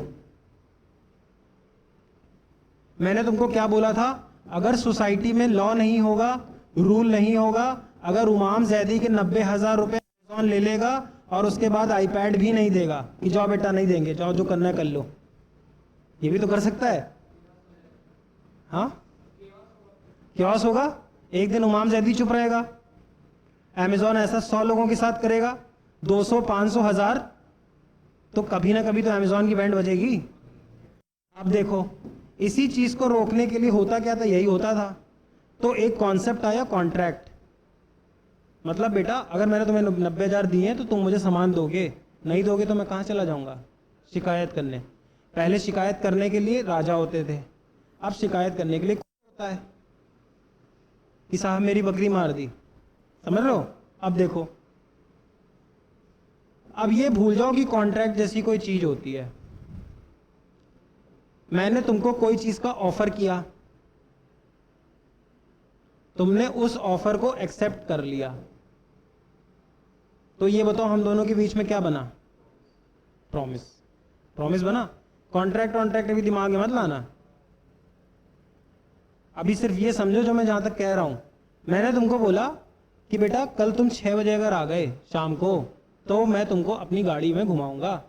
मैंने तुमको ऑफर किया 6 बजे, तुम 6 बजे आ गए।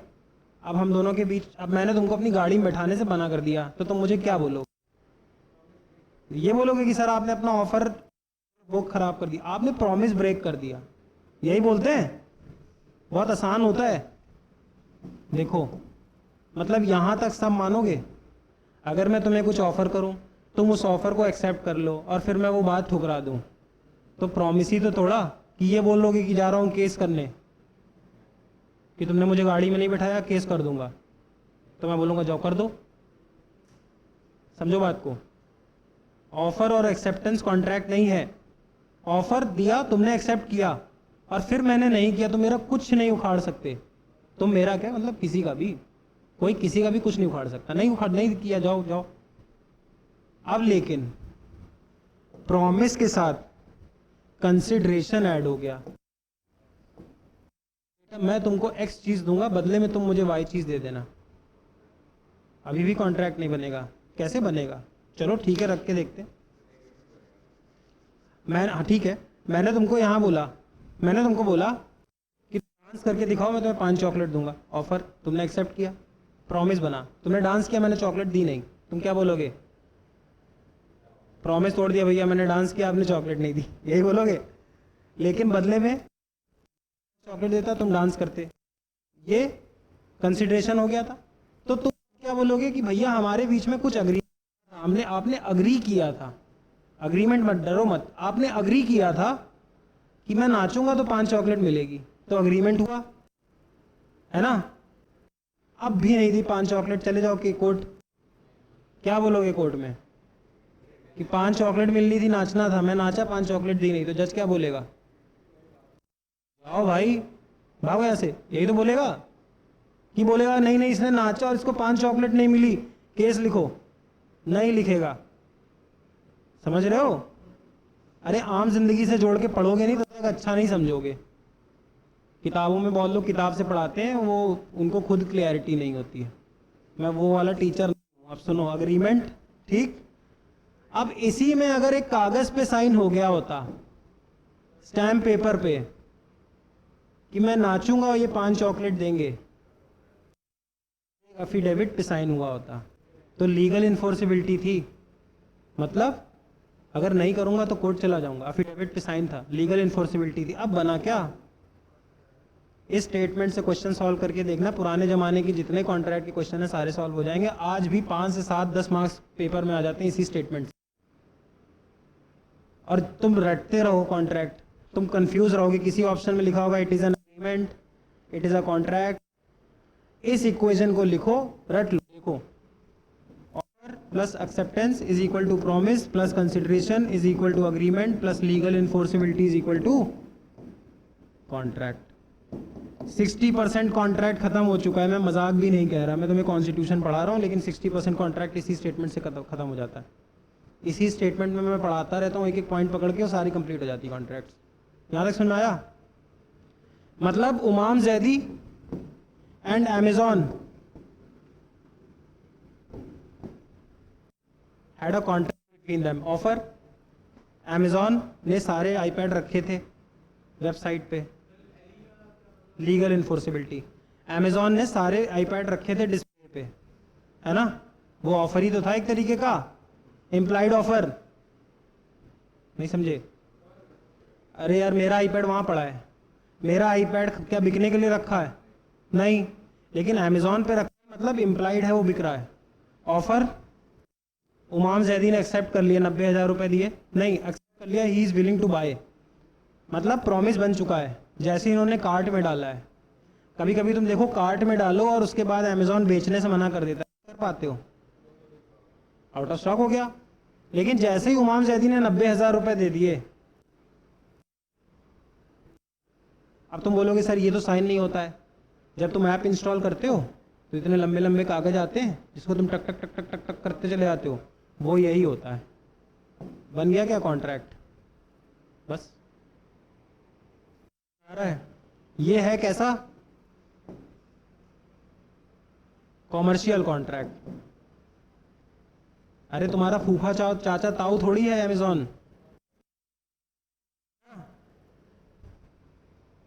ऐसे ही एक सोशल कॉन्ट्रैक्ट होता है। पापा ने बोला 90% लाओगे तो रेड फरारी दूंगा। ऑफर क्या था? 90%। तुमने एक्सेप्ट किया, प्रॉमिस बना। कंसिडरेशन क्या थी? 90%। और उधर से क्या थी? Red Ferrari. क्या बन गया? अग्रीमेंट। बट क्या लीगल इन्फोर्सिबिलिटी थी? कॉन्ट्रैक्ट होगा? ये बात यहीं रुक जाएगी। ऑप्शन मार्क करके आओगे, इट इज एन अग्री।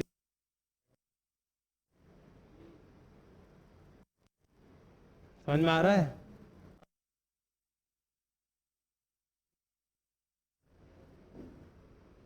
अब देखो,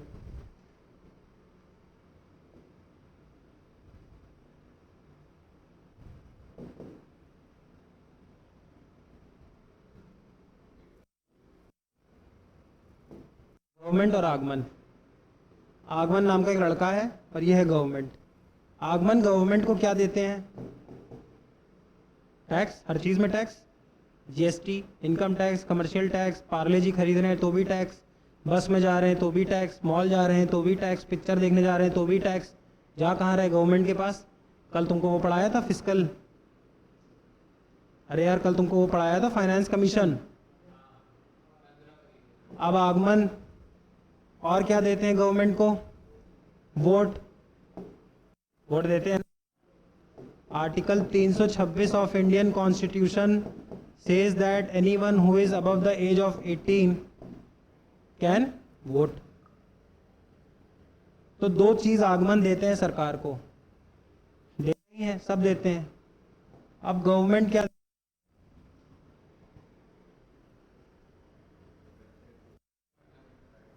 वेलफेयर। वो सरकार नहीं देती है, वो कॉन्स्टिट्यूशन देता है। सरकार कोई भी हो, वो मेरा फंडामेंटल राइट तो मेरा फंडामेंटल राइट ही रहेगा। वेलफेयर देती है। वेलफेयर का मतलब रोड देती है, पोर्ट देती है, एयरपोर्ट देती है, स्कूल देती है, हॉस्पिटल देती है, स्कीम देती है, कोरोना की वैक्सीन देती है। ये सब क्या दे रही है? वेलफेयर ही तो दे रही है। राशन दे रही है, लो ना लो दे तो रही है।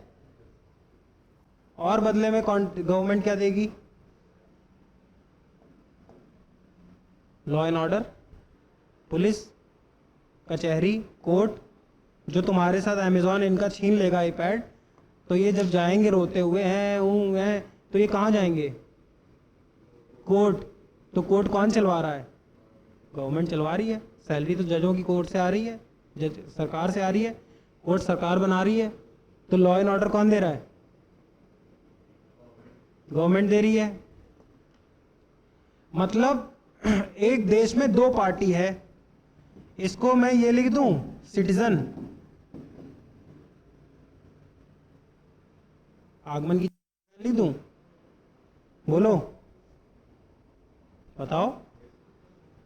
मतलब ये सिटीजन और ये गवर्नमेंट। गवर्नमेंट क्या दे रही है?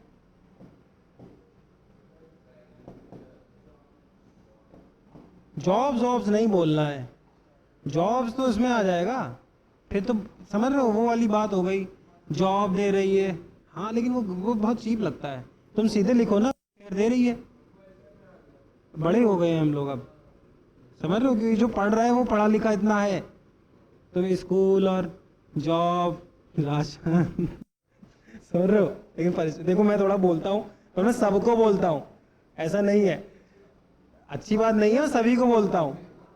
मतलब मुझे इससे फर्क नहीं पड़ता, ये नहीं सोचता तुमको बुरा लग रहा, क्योंकि पढ़ाता मन से हूँ। सुनो अब देखो, मैं तुम्हें कुछ सिखाता हूँ ना हर क्लास में, तो मेरी जितनी क्लास की उसमें कुछ कुछ सीख के निकले हो। हाँ तो बस इसीलिए सुन लिया करो। अब देखो ये इसको ये दे रहा है, सिटीजन बदले में गवर्नमेंट को क्या दे रहा है? टैक्स दे रहा है और वोट दे रहा है। अब इसमें कमजोर कौन है बताओ, कमजोर कौन है? सिटीजन को मैं ये बोल दूं, मान लो अगर क्लास में 500 बच्चे बैठे हैं और यहां पे किंग की जगह मैं बैठा था और तुम 5 लड़के थे, 5 लड़कों ने मुझे मार दिया, अब ये 5 लड़कों ने क्या बना ली? सरकार। तो 5 लड़के हैं और ये 500, कमजोर कौन है? कमजोर कौन है? 5 बॉयज की 500 वो। देखो अगर ये इकट्ठे हैं तो ये मजबूत है, we the people. Modi ji की सरकार गिरा दी ना, लेकिन अगर ये एक एक निकल के आएंगे तो जेल है, पुलिस है, कोर्ट है, इतने सारे कानून है, समझ रहे हो। तो इकट्ठे मतलब असलियत में ताकत किसके पास है? हाँ, पीपल नॉट पर्सन। समझ गए? पक्का समझ रहे हो? तो अब देखो, और दूसरा एक तरीका और होना चाहिए कि ये इतना पावरफुल नहीं होने चाहिए 5 बॉयज कि तुम ही 5 बॉयज बैठे रहोगे, फिर तो डिक्टेटरशिप हो गई। मतलब इन 500 लोगों के पास ये पावर होनी चाहिए कि ये 5 बॉयज को रिप्लेस कर दें। इसीलिए इलेक्शन का कॉन्सेप्ट आएगा, हर 5 साल में बेटा तुम्हारे 5 बॉयज चेक होगे, तुम अच्छे लगोगे तो रहो, नहीं तो रिप्लेस हो जाओगे। समझ में आ रहा है? अब देखो ये है सिटीजन और ये है गवर्नमेंट। एक अकेला सिटीजन, अब ऐसा क्या हो, ऐसा हर बार होगा कि ये 500 के 500 आएंगे इन 5 के पास? कहाँ आएंगे यार, पूरी जनता थोड़ी चली जाएगी, है ना। तो हम क्या करेंगे कि तुम मुझे देते हो, क्या देते हो? लॉ एंड ऑर्डर और वेलफेयर, और मैं तुमको क्या देता हूं? Tax plus vote. तो मैं तुमको कुछ देता हूं, तुम मुझको कुछ देते हो, तो ये भी एक टाइप का कॉन्ट्रैक्ट है, ये सोशल कॉन्ट्रैक्ट है ना। मैं तुमको कुछ देता हूं, तुम मुझको कुछ देते हो, है ना। तो जब मैं तुमको कुछ देता हूं, तुम मुझको कुछ देते हो, चीटिंग ना हो जाए इसलिए हम क्या करेंगे, एक कागज पे साइन कर लेंगे, एक रूल बुक पे साइन कर लेंगे। और ये रूल बुक बनाई किसने होगी? इन 500 लोगों ने, क्योंकि ये जो 5 लोग आने हैं ये आने इन्हीं 500 में से हैं। तो रूल बुक ऐसी बनाई जाएगी ना कि ये 5 लोग जल्दी बदमाशी करके चेंज ना कर ले, ऐसा ना हो जाए कि ये 5 जैसी ताकत में आए और ये रूल बुक खत्म। समझ में आ रहा है? तो मतलब इस पूरी कहानी में पीपल और गवर्नमेंट में सबसे इंपॉर्टेंट क्या होना चाहिए, सबसे ताकतवर? पीपल। तुम बताओ, पीपल होना चाहिए कि गवर्नमेंट होनी चाहिए, कि इन दोनों के बीच में साइन हुई किताब, रूल बुक, ये होनी चाहिए सबसे मजबूत। अरे भाई अगर मैं पीपल को मजबूत कर दूंगा तो मान लो कल 50 लोग बोलेंगे कि बेटा इनको मारो, तो मारने देंगे क्या? या इनको मारो हमको मारो, तो मारने देंगे क्या? नहीं। लेकिन इस किताब में लिखा है, क्यों इस किताब में लिखा है कि मुझे नहीं मारोगे तुम फर्जी। अब देखो सबसे बेस्ट एग्जांपल मैंने एक इनकाउंटर उसमें समझाया था ओरिएंटेशन में। देखो इनकाउंटर में मान लो 100% प्रूवन है कि यार वो वाला बंदा नहीं दिख रहा है जिसको मैंने एक गलत सा एग्जांपल से समझा, वो कहाँ है पता है। ये डिस्टिंक्शन मेरी क्लास में डिस्टिंक्शन मत किया करो कि मैं सीयूटी का हूँ मैं क्लैट का हूँ, ये मत किया करो। मेरी क्लास में तुमको कुछ भी वेस्ट दिखता है मैं अरे तो भाई ये इसमें ऐसी कोई इंफॉर्मेशन मैंने बताई जो उसके काम की ना हो। अभी वो क्या कर रहा होगा, सो रहा होगा या कुछ भी कर रहा होगा, ये तो उसको नहीं समझ में आना है। हाँ तो ये कुछ सीख जाता। मैं ऐसे पढ़ाता ही नहीं हूं, मैं तुमको बार बार कभी भी एग्जाम फोकस करा रहा हूं, मैं तो तुमको जनरल चीज बता रहा हूं। अब देखो इनकाउंटर एक्स चीज है, मतलब एक्स बंदा हमको पता चल गया कन्विक्ट है, ये अक्यूज नहीं कन्विक्ट कि इसने रेप किया है। ठीक, पुलिस वालों के साथ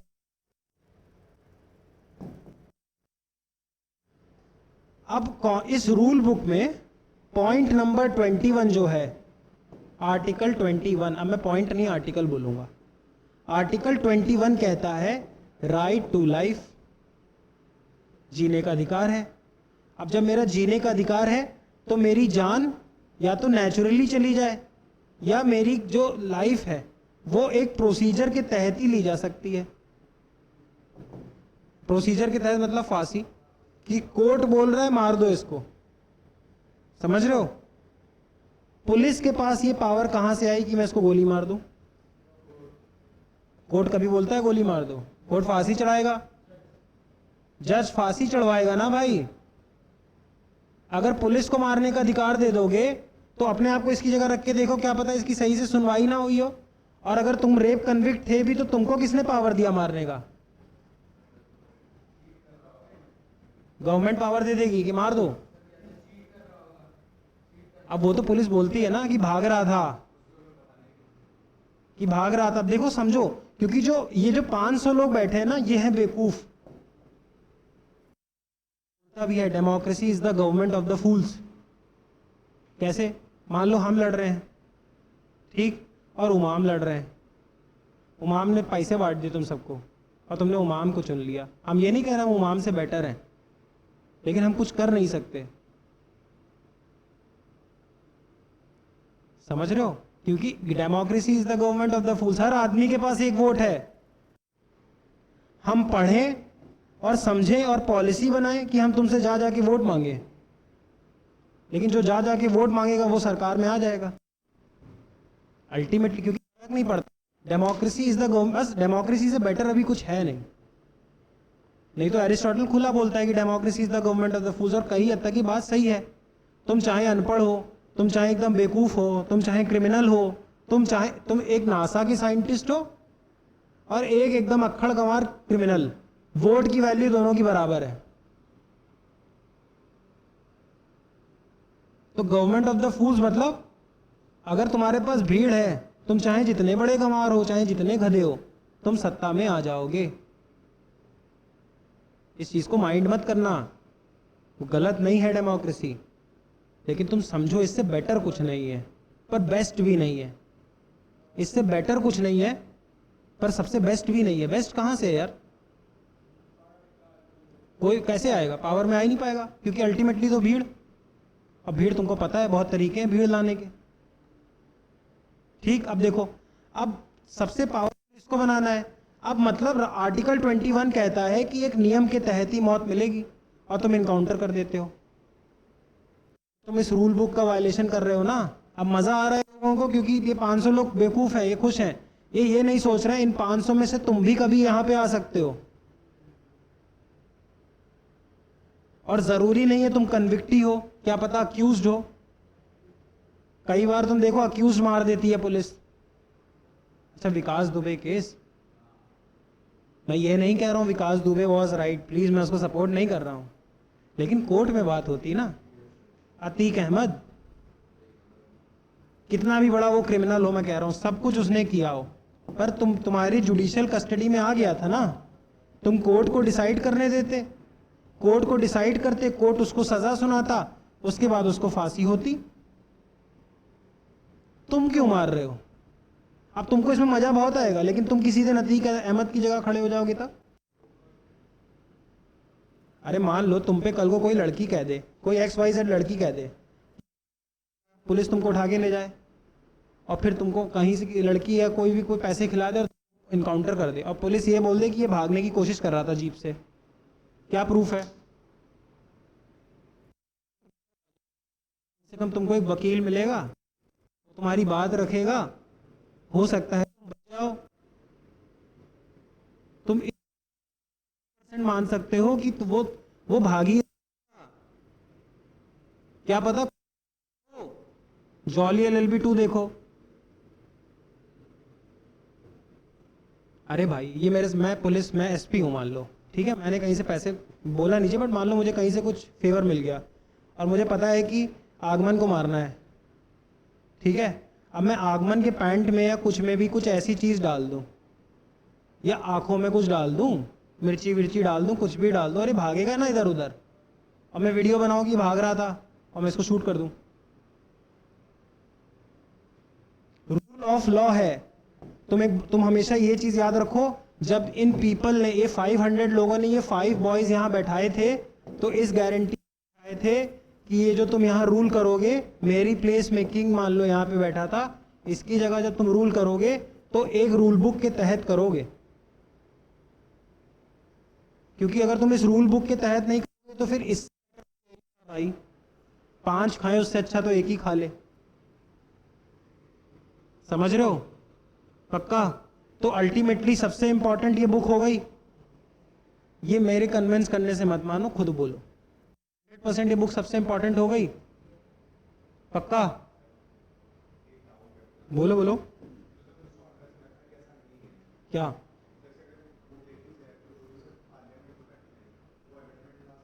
बिल्कुल, उसमें मैं आऊंगा। हाँ बताओ।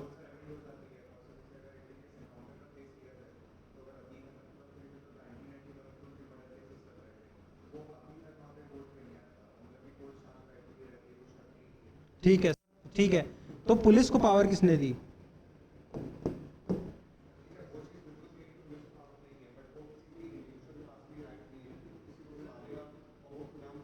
वो बात सही है, लेकिन उसको डिसाइड कोर्ट करेगा ना यार।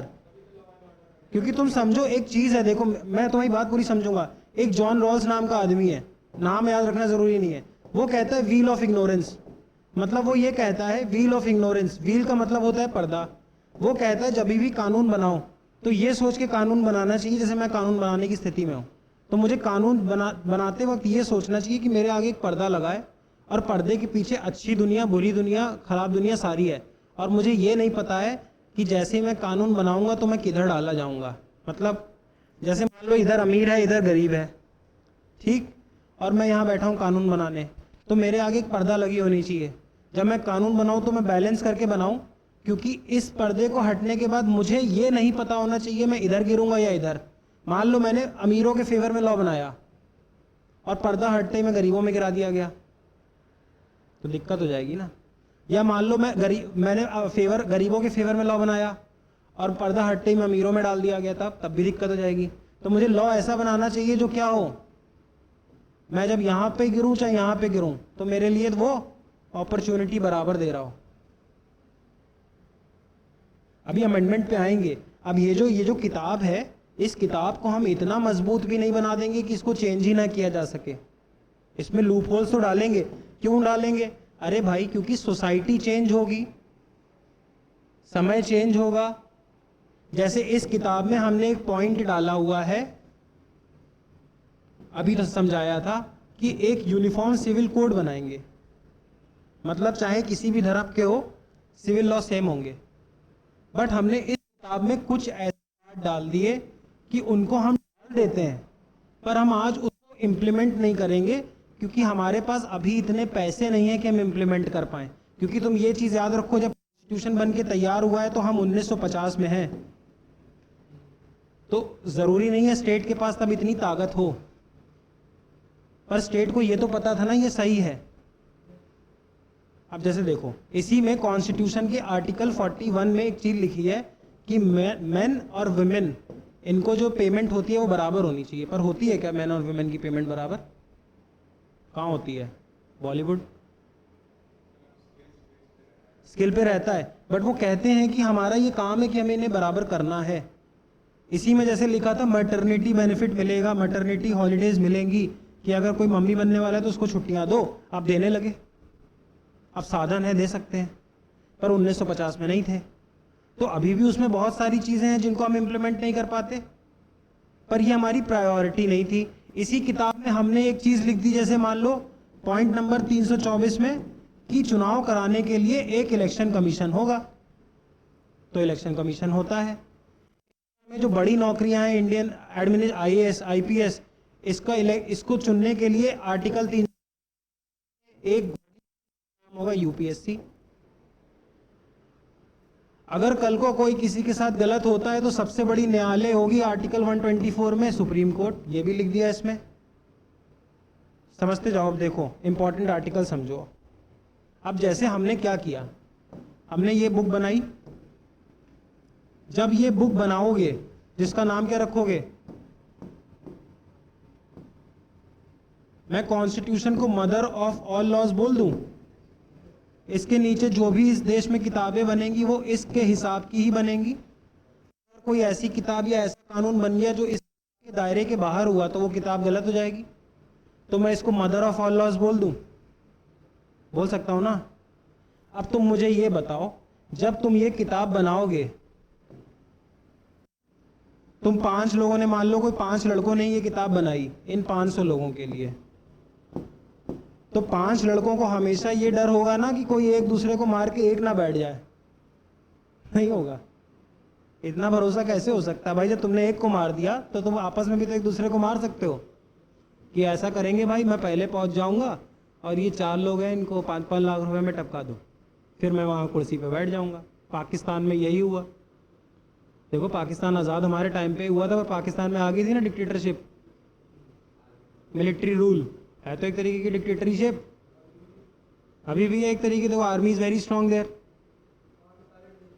रशिया, पुतिन, मिलिट्री रूल नहीं है लेकिन एक ही आदमी का रूल है, हर बार वो जीत जाता है, कभी ओपोनेंट्स को मरवा देता है। मोदी जी धीरे धीरे उसी लेवल पे तो जा रहे थे, वो तो इस बार मोदी जी का रथ रुक गया। अगर मोदी जी इस बार 400 पार हो जाते तो पता नहीं क्या होता अगले चुनाव में। चुनाव होते भी कि नहीं होते कोई गारंटी नहीं है, ऐसे बोलना नहीं चाहिए, बट क्या गारंटी है?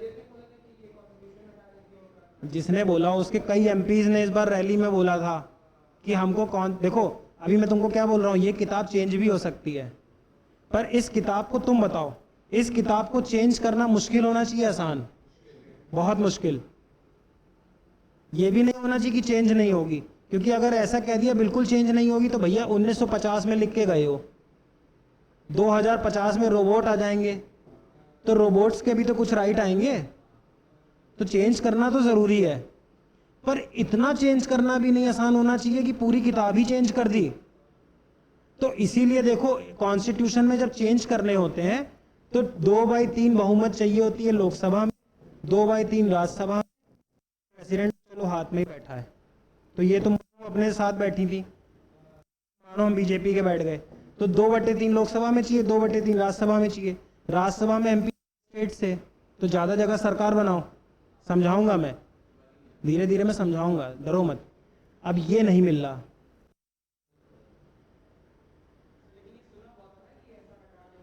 सुना क्या था उन्होंने? का बोला था कि हम कॉन्स्टिट्यूशन चेंज करना है अगर, अब जैसे इंडिया, इस किताब में लिखा है कि इंडिया सेक्युलर है, इसकी प्रियम्बल में लिखा है सेक्युलर है। मैं पढ़ाऊंगा, सब पढ़ाऊंगा, अपने हिसाब से भी पढ़ते रहो, मैं मना नहीं कर रहा हूँ पढ़ने से, जितना तुम पढ़ सकते हो यूट्यूब से और फलानी जगह से पढ़ो। ये मत बोलना कि कोचिंग ले लिया वो बता रहे हैं, अपना खुद से पढ़ो, खुद भी पढ़ते रहो, पर तुमको मेरी क्लास वेस्ट नहीं होगी। इसके लिए पूरा भी रिलाय मत करो, मैं तुमको अपना काम पूरा कर दूंगा, लेकिन खुद भी पढ़ते रहो। जैसे पता है ना 42nd अमेंडमेंट, थोड़ा थोड़ा हाथ पैर मारते रहो इधर उधर, पर बाकी तुम ये मान के चलो मैं अपनी क्लास से कंप्लीट सब करा दूंगा। तुमको डाउट्स है तुम पूछते जाओ। अब देखो मानो सेक्युलर, पर मैं अपनी पेस पे ही कराऊंगा, है ना। सितंबर 20 तक सारा कंप्लीट करा लूंगा। अब देखो सेक्युलर लिखा हुआ है कॉन्स्टिट्यूशन में, ठीक, इस किताब में कॉन्स्टिट्यूशन में सेक्युलर लिखा, और इस किताब को चेंज कर सकते हैं, चेंज करना मुश्किल है पर कर सकते हैं। मैं समझाऊंगा, एक चैप्टर है कॉन्स्टिट्यूशनल अमेंडमेंट एक्ट, उसमें मैं समझाऊंगा कैसे चेंज होता है। चेंज कर सकते हैं, बस ये मान लो, बट चेंज करना इज वेरी टफ। ठीक है, अब ये लोग कई जगह क्या बोल रहे थे इलेक्शन में कि 400 पार कराओ, 350 पार कराओ, क्यों, हमें क्या करना है, तब हम क्या कर पाएंगे, कॉन्स्टिट्यूशन में चेंज। अब मैं ये किसी पे एलिगेशन नहीं लगा रहा हूँ, सिर्फ हाइपोथेटिकल पढ़ाने के लिए बोल रहा हूँ, और ये मेरे ओपिनियन नहीं है, मैं पढ़ाने के लिए बोल रहा हूँ। किसको पता अगर बहुमत आ जाए फिर वो बोल दें कि India is not a secular state, but change करके लिखो इसको हिंदू राष्ट्र, क्या कर लोगे? अब कुछ बोल इसलिए नहीं सकते क्योंकि नियम के तहत किया है। ये 500 लोगों ने जो किताब लिखी थी, इस किताब में इसको चेंज करने का तरीका भी लिखा था, उसी तरीके के तहत काम कर रहे हैं। समझ रहे हो? क्योंकि आखिरी में क्या है, हमें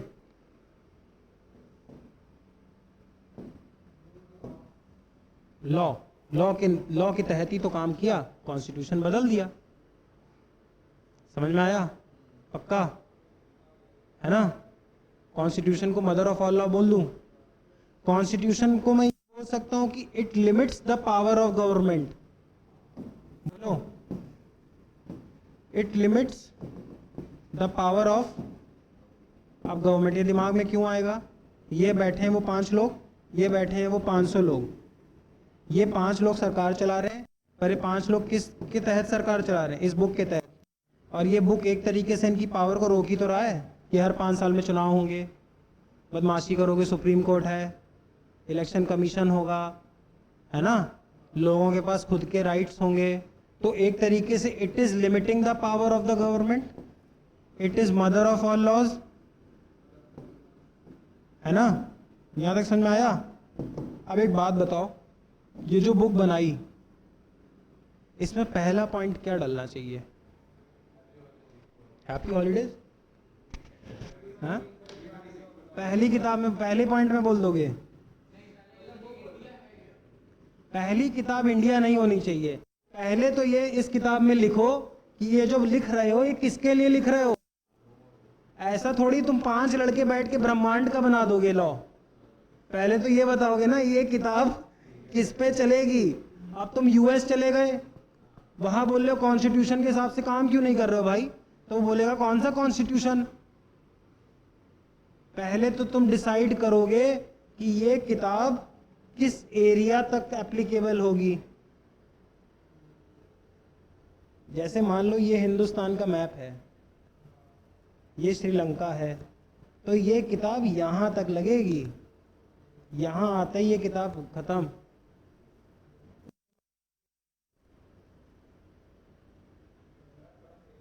ये किताब यहां तक लगेगी, यहां खत्म, यहां लगेगी, यहां खत्म। चीज समझा नहीं सकते बट समझो, तुम समझो, यहां पे लगेगी, यहां नहीं लगेगी, यहां लगेगी, यहां नहीं लगेगी, यहां लगेगी, यहां। तो ये लिखना जरूरी है ना कि इंडिया मतलब ये किताब लगेगी कहां तक। पहला पॉइंट तो यही होगा। और उससे भी पहला एक पॉइंट होगा, बताओ वो क्या? जिस जगह के लिए लिख रहे हैं उसका नाम क्या है। इसीलिए पहला पॉइंट है article 1, India that is Bharat shall be a union of states। 2016 CLAT का क्वेश्चन, पहला क्वेश्चन था इंडिया का दूसरा नाम क्या है। बहुत लोग मार्क करके आए none of the above. Option India that is Bharat shall be a union of states.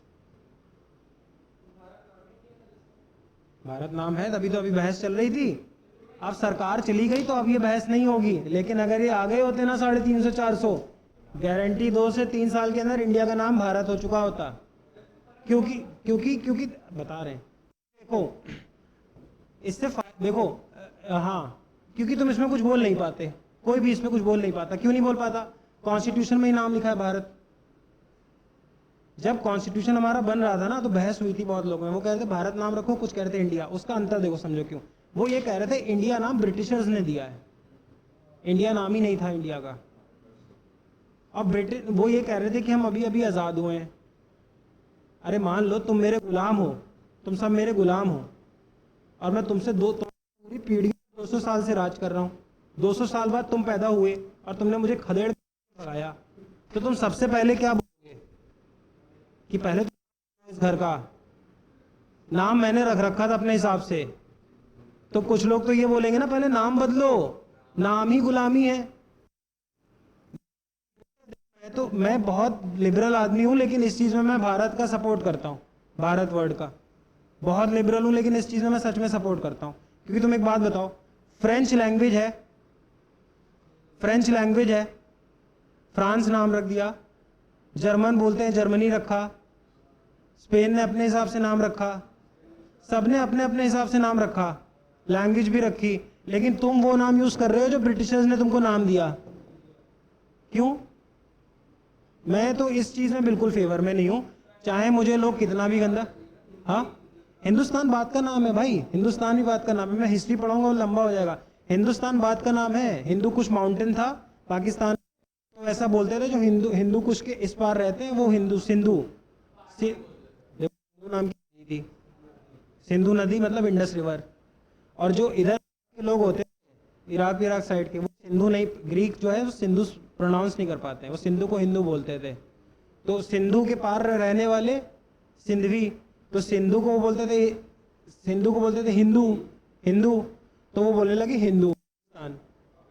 और मुस्लिम कल्चर में, पर्शियन कल्चर में तान का मतलब शहर होता है, स्थान मतलब उज्बेकिस्तान, कजाकिस्तान, पाकिस्तान, अफगानिस्तान, तो हिंदुस्तान। असलियत में नाम तो भारत ही था, भारतवर्ष। नहीं तो तुम बताओ यहाँ हिंदुस्तान क्यों नहीं लिख दिया?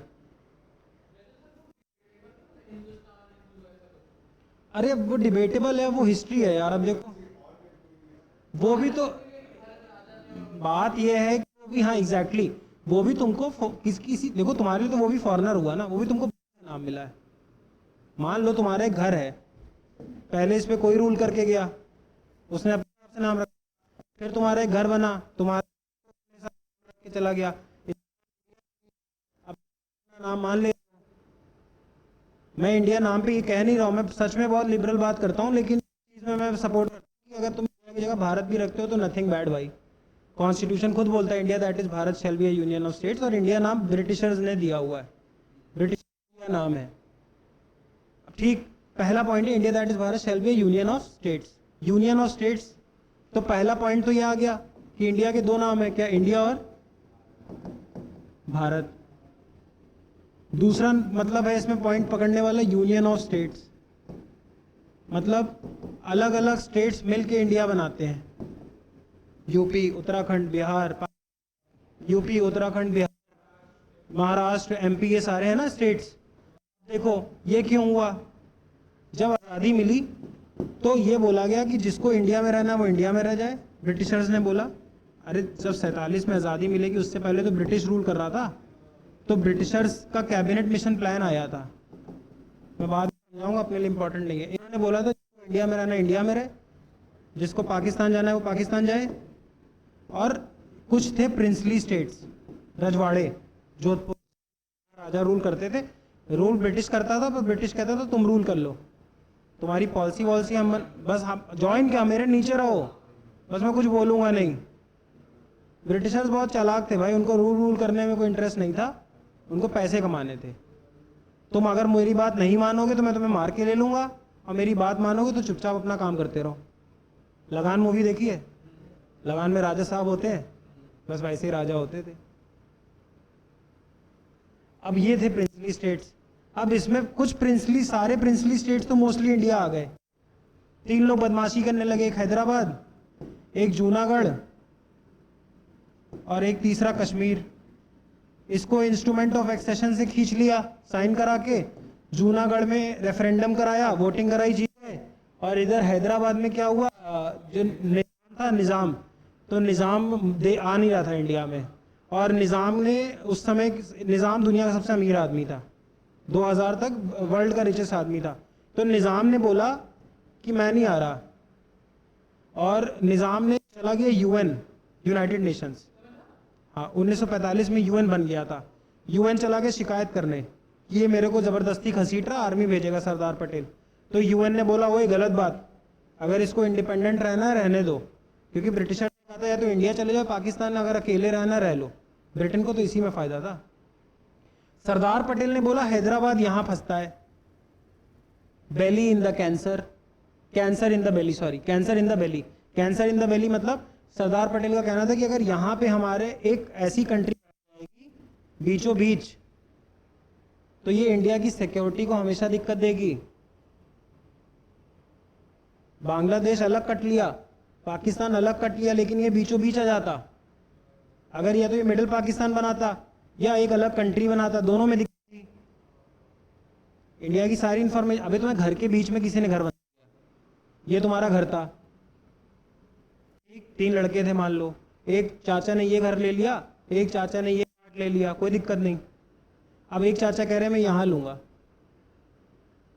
सारे रास्ते तो इंडिया से ही जाते, तो सरदार प्रॉब्लमेटिक है। तो सरदार पटेल क्या भेजूंगा, आर्मी। तो यहाँ का जो निजाम अमीर आदमी था, दुनिया का सबसे अमीर आदमी था, इसने अपनी एक खुद की आर्मी बना रखी थी रजाकर नाम की, रजाकर्स। और अब देखो असलियत में होती है पॉलिटिक्स, रिलीजन कुछ नहीं होता, फायदा देखते हैं अपना। तो इसने रिलीजन के नाम पे रजाकर तैयार किए, ठीक कि मैं मुस्लिम मेजॉरिटी हूँ, मुझे अपना अलग घसीटना है। अब इन लोगों ऐसा बोलते हैं, मुझे पता नहीं इन लोगों ने पता क्या ऐसा किया। अब इन लोगों ने थोड़ा सा, इन्होंने अपनी आर्मी बनाई, लूटपाट करना शुरू कर दी लोगों के बीच में, तो सरदार पटेल ने आर्मी भेजी। अब यूएन ने बोला कि तुम गलत कर रहे हो सरदार पटेल, हैदराबाद एक प्रिंसली स्टेट है, रजवाड़ा है, चाहे तो अलग रह सकता है, तुम जबरदस्ती इंडिया में नहीं घसीट सकते। तो सरदार पटेल क्या थे, लॉयर, लॉयर तो थे। तो यूएन के क्लॉज में लिखा था आर्मी नहीं भेज सकते हो, यही तो लिखा था। सरदार पटेल ने बोला आर्मी, आर्मी आई, आर्मी से बोला अपने कपड़े उतारिए, ड्रेस उतारिए, और क्या पहनिए, पुलिस की यूनिफॉर्म पहनिए, पुलिस की यूनिफॉर्म पहनिए। पुलिस की यूनिफॉर्म पहन के आर्मी भेज दी हैदराबाद के अंदर, और ऑपरेशन चला दिया, ऑपरेशन पोलो। अब पुलिस और आर्मी की ट्रेनिंग में बहुत अंतर होता है, पुलिस देखो कैसी होती है और आर्मी कैसी होती है। आर्मी ने पुलिस की यूनिफॉर्म पहन के तोड़ा, और ज़बरदस्ती एक तरीके से हैदराबाद को इंडिया में मिला लिया गया। जब तक कुछ हो पाता तब तक हो गया काम, निज़ाम भाग गया लंदन। निज़ाम की अभी भी फैमिली रहती है, एक हाउस ऑफ असफ जहां है, ये लोग राजा वाजा रहे, लेकिन 1971 में इंदिरा गांधी ने इनकी ये भी ख़त्म कर दी, राजा आजा का टाइटल, बस ये कह दिया कि तुम प्रॉपर्टी का अपने। अब जैसे ही हैदराबाद, ये पूरा हजरतगंज है, ये राजा ऑफ महमूदाबाद का है सारा, सरकार ने सारी ले ली प्रॉपर्टी, कुछ लीज पे ले ली, कुछ ऐसे ले ली। 1971 तक पेंशन थी, 1971 में पेंशन भी बंद कर दी, प्रिवी पर्स। अब हिस्ट्री है यार, देखो मैं पढ़ा तो बहुत डिटेल में दूं, लेकिन समझो फिर ख़त्म नहीं होगी। इंटरेस्टिंग बहुत है, मैं तुम्हें बहुत आधा आधा उड़ा के बता रहा हूँ, क्योंकि मेरा मकसद है कॉन्स्टिट्यूशन पढ़ाना, और यह है हिस्ट्री का पार्ट। समझ रहे हो? हाँ, हैदराबाद की टीम, निज़ाम निज़ाम निज़ाम मुझे एग्जैक्टली नहीं याद है, लेकिन तुमसे अगर हैदराबाद पे क्वेश्चन पूछेगा तो ये पूछेगा हैदराबाद स्टेट बना कब था, तो लिखो 1724 निज़ाम उल मुल्क। ये सब देखो मुगल बात है, ये सब मुगल के दरबारी थे, मुगलों के दरबारी थे, जो मुगल ग्रेट मुगल अकबर, शाहजहां, जहांगीर, ये इनके दरबारी थे। जब तक बाबर, हुमायूं, अकबर, शाहजहां, जहांगीर और औरंगजेब रहे, तब तक पूरा इंडिया पे इन्हीं का रूल रहा, क्योंकि ये कुछ भी कोई बोले, एडमिनिस्ट्रेटर थे, ये राजा मजबूत थे। लेकिन जिस दिन की डेथ हुई 1707 में, के बाद आए लेटर मुगल्स, बहादुर शाह 1, जहांदार शाह, रफ़ीउद्दर्जात, रफ़ीउद्दौला, शाह आलम 2। मैं इसलिए बता रहा हूँ, मैं तुम्हें पढ़ा सकता हूँ, लेकिन कोई पॉइंट नहीं है पढ़ने का। लेटर मुगल्स आना शुरू हुए, और ये सब अय्याश थे, मोहम्मद शाह रंगीला, बहादुर शाह जफर। तो होता क्या था, जब ये यहाँ बैठते थे, मंत्री होते, 4 तरीके के मुस्लिम्स इंडिया में मिलते थे, एक ईरानी, एक तुरानी। ईरानी वो होते थे जो ईरान से आए, तुरानी वो जो टर्की से आए, जो इंडिया में ही आए, इंडिया में ही पैदा हो गए, 2-3 साल पीढ़ी पहले धर्म कन्वर्ट हो गया, फिर मुस्लिम बन गए। हिंदुस्तानी, ईरानी, तुरानी और अफगानी।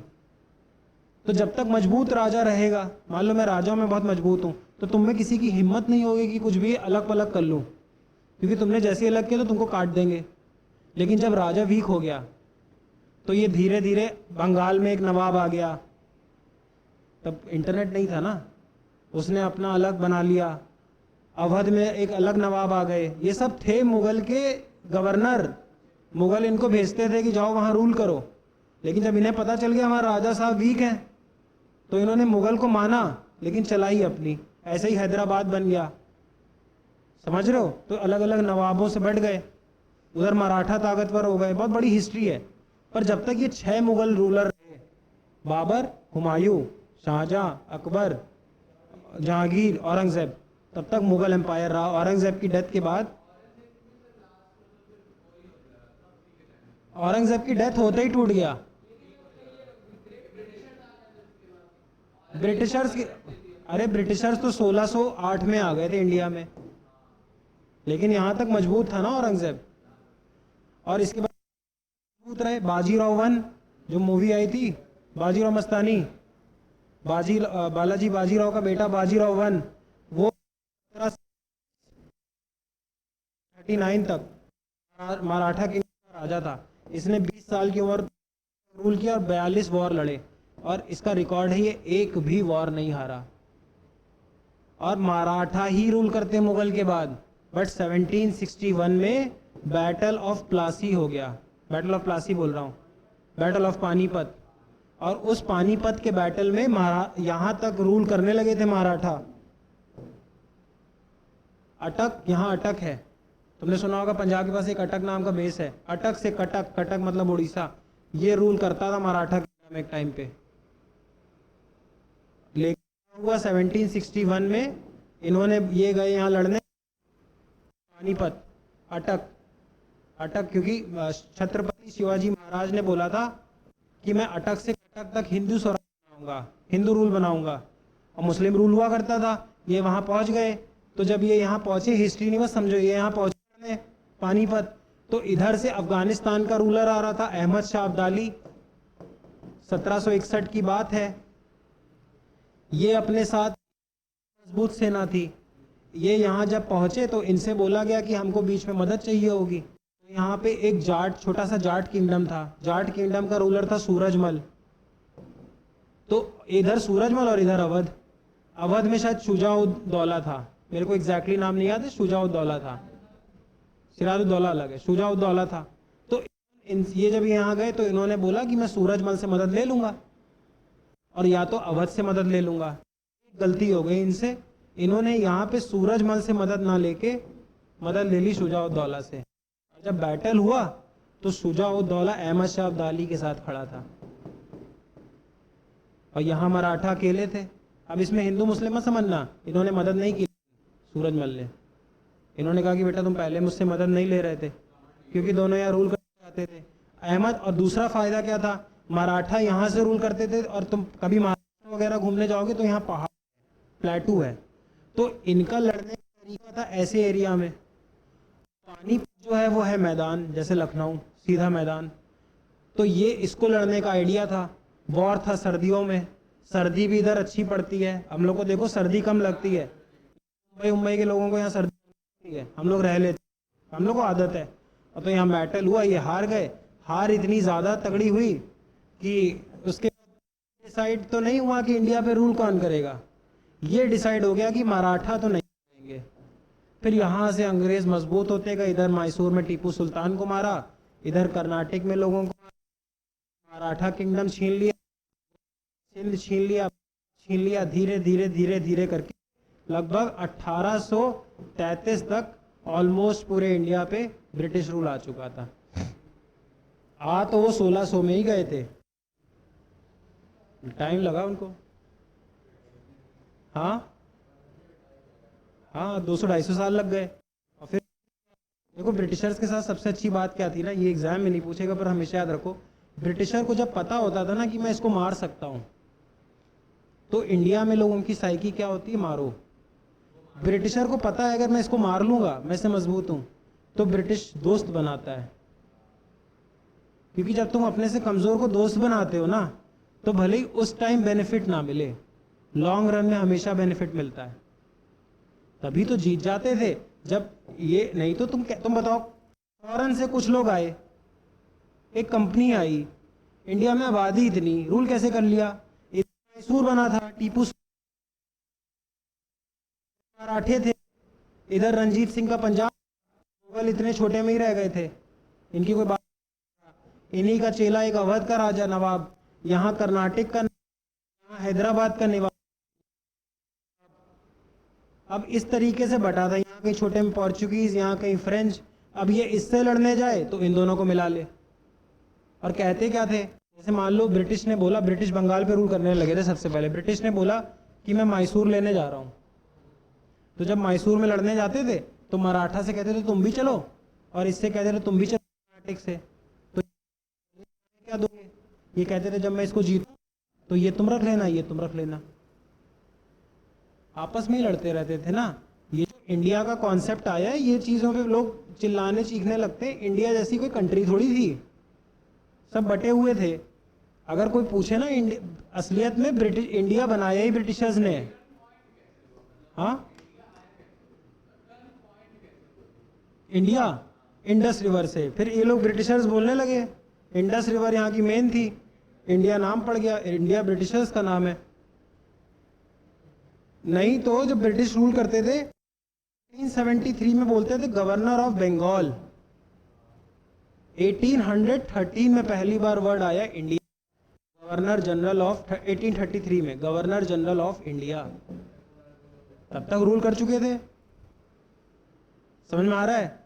इसको समझने की जरूरत नहीं है वैसे। अब एक चीज सुनो, मैं सैटरडे, तुम सबके पास मटेरियल है, सबके पास है ना? तो अगली बार मटेरियल में कॉन्स्टिट्यूशन वाला पार्ट खोलना, ठीक? कॉन्स्टिट्यूशन वाला पार्ट खोलना। आर्टिकल 1 से लेके आर्टिकल 4 तक है यूनियन एंड टेरिटरी। जो चीज मैंने बताई ना कि कितना बड़ा इंडिया होगा, ये यहां लिखा है, ठीक? अब दूसरा उस बॉक्स में बताओ, उस एरिया में किस चीज की बात होनी चाहिए? ये बताओगे इस बुक में लागू होगी, वो हो गया यूनियन टेरिटरी, मतलब ये। फिर दूसरा पॉइंट ये बताओगे कि ये लागू होगी किस पर? नहीं समझे? तो ये कितनी बड़ी जमीन पे लागू होगी किताब? यहाँ पे लागू होगी। फिर दूसरा ये बताओ कि किन लोगों पे लागू होगी? सिटीजनशिप, कि इंडिया का सिटीजन है, इंडियन है ना, लगेगा, ठीक? इसके बाद आर्टिकल 12 से आर्टिकल 35 तक फंडामेंटल राइट्स हैं। मतलब ये जो 500 लोग हैं, इन 500 लोगों को कुछ राइट दिए जाएंगे जो ये 5 बॉयज भी नहीं छीन सकते। इनको बोलते हैं फंडामेंटल राइट्स, क्योंकि ये 5 बॉयज भी इन 500 से आए हैं। तो इन 5 बॉयज ने इन 500 लोगों को कुछ ऐसे राइट दे कि यहाँ पे कोई भी आता रहे, वो तुमसे कोई नहीं ले पाएगा। अगर तुमसे कोई लेता है इन 5 बॉयज में, तो तुम कोर्ट का दरवाजा खटखटा देना। समझे? वो हो गए फंडामेंटल राइट। फिर इसके बाद पॉइंट 36 से पॉइंट 51, वो कुछ ऐसे राइट्स की बात करेंगे इन 500 लोगों के कि बेटा ये राइट तुम्हें मिलना तो चाहिए, पर हम आज नहीं दे सकते, जब मेरे पास पैसे फ्यूचर में होंगे मैं दूंगा। ये समझ लो कि ये ऐसे राइट जो तुम्हारे पापा देंगे, जैसे स्कूल दे भेजेंगे, है ना, 2 जोड़ी कपड़े पहनाएंगे, खाना 2 टाइम खिलाएंगे, छत एक देंगे। ये कैसे राइट्स हैं कि बेटा अगर मेरे पास ज्यादा पैसे होंगे तो तुमको फौरन भेज दूंगा, जब होंगे तब, नहीं होंगे तो कोई बात नहीं। समझे? बाइक दूंगा। ये राइट्स हैं, इनको बोलते हैं डीपीएसपी। समझो, लॉजिक है पूरा कॉन्स्टिट्यूशन। पहले समझाएगा कि ये 500 लोग जो हैं ये रहते कहाँ हैं, अब लगेगी कितने पे। फिर वो ये समझाएगा कि ये 500 लोग हैं कौन, सिटीजन कौन है। फिर वो ये समझाएगा कि इन 500 के ऐसे कौन से राइट्स हैं जो मैं भी नहीं, फिर समझाएगा मिलने तो नहीं मिल सकते, नहीं फ्यूचर।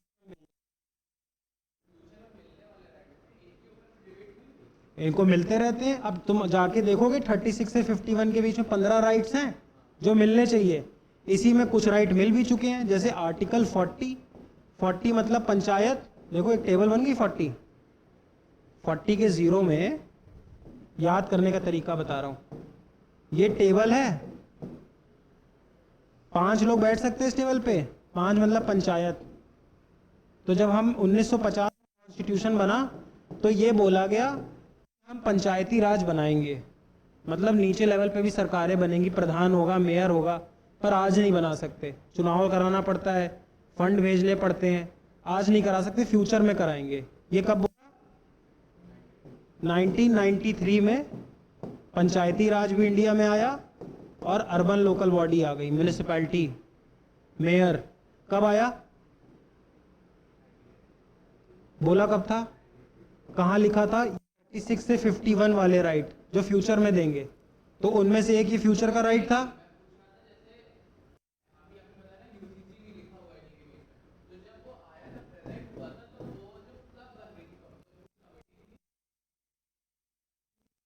बिल्कुल बिल्कुल, जाओ आलिया लॉ हाउस, एक 3 ऐसी किताबें मिलेंगी HM में, खरीदने को नहीं बोल, पढ़ना भी मत। इसमें कॉन्स्टिट्यूशनल डिबेट, ये 10,000 की 3 किताबें आएंगी। बात 10,000 की नहीं है, जो कॉन्स्टिट्यूशन एक्सपर्ट होते हैं वो पढ़ते हैं। मेरा ऑनर्स कॉन्स्टिट्यूशनल लॉ है, मैंने ये सब पढ़ रखा है। पर तुम समझो, मैं तुमको जाऊंगा कि तुम्हें नंबर नहीं आएंगे, तुमको ऐसे, वो तुमको ऐसे पढ़ाए, तुम अकेले ना पढ़, ढक्कन खोल लो। फिर तो यूट्यूब पे, किताबों पे टीचर्स हैं। मैं अपना काम नहीं कम करने को कह रहा हूं, तुम ये मत समझो कि मैं कह रहा हूं मैं नहीं कराऊंगा, मैं कराऊंगा। पर मैं कह रहा हूं तुम मुझसे वो सीखो जो तुम्हें सीखने में दिक्कत हो, कि कॉन्स्टिट्यूशन आया क्यों, जरूरी क्यों है।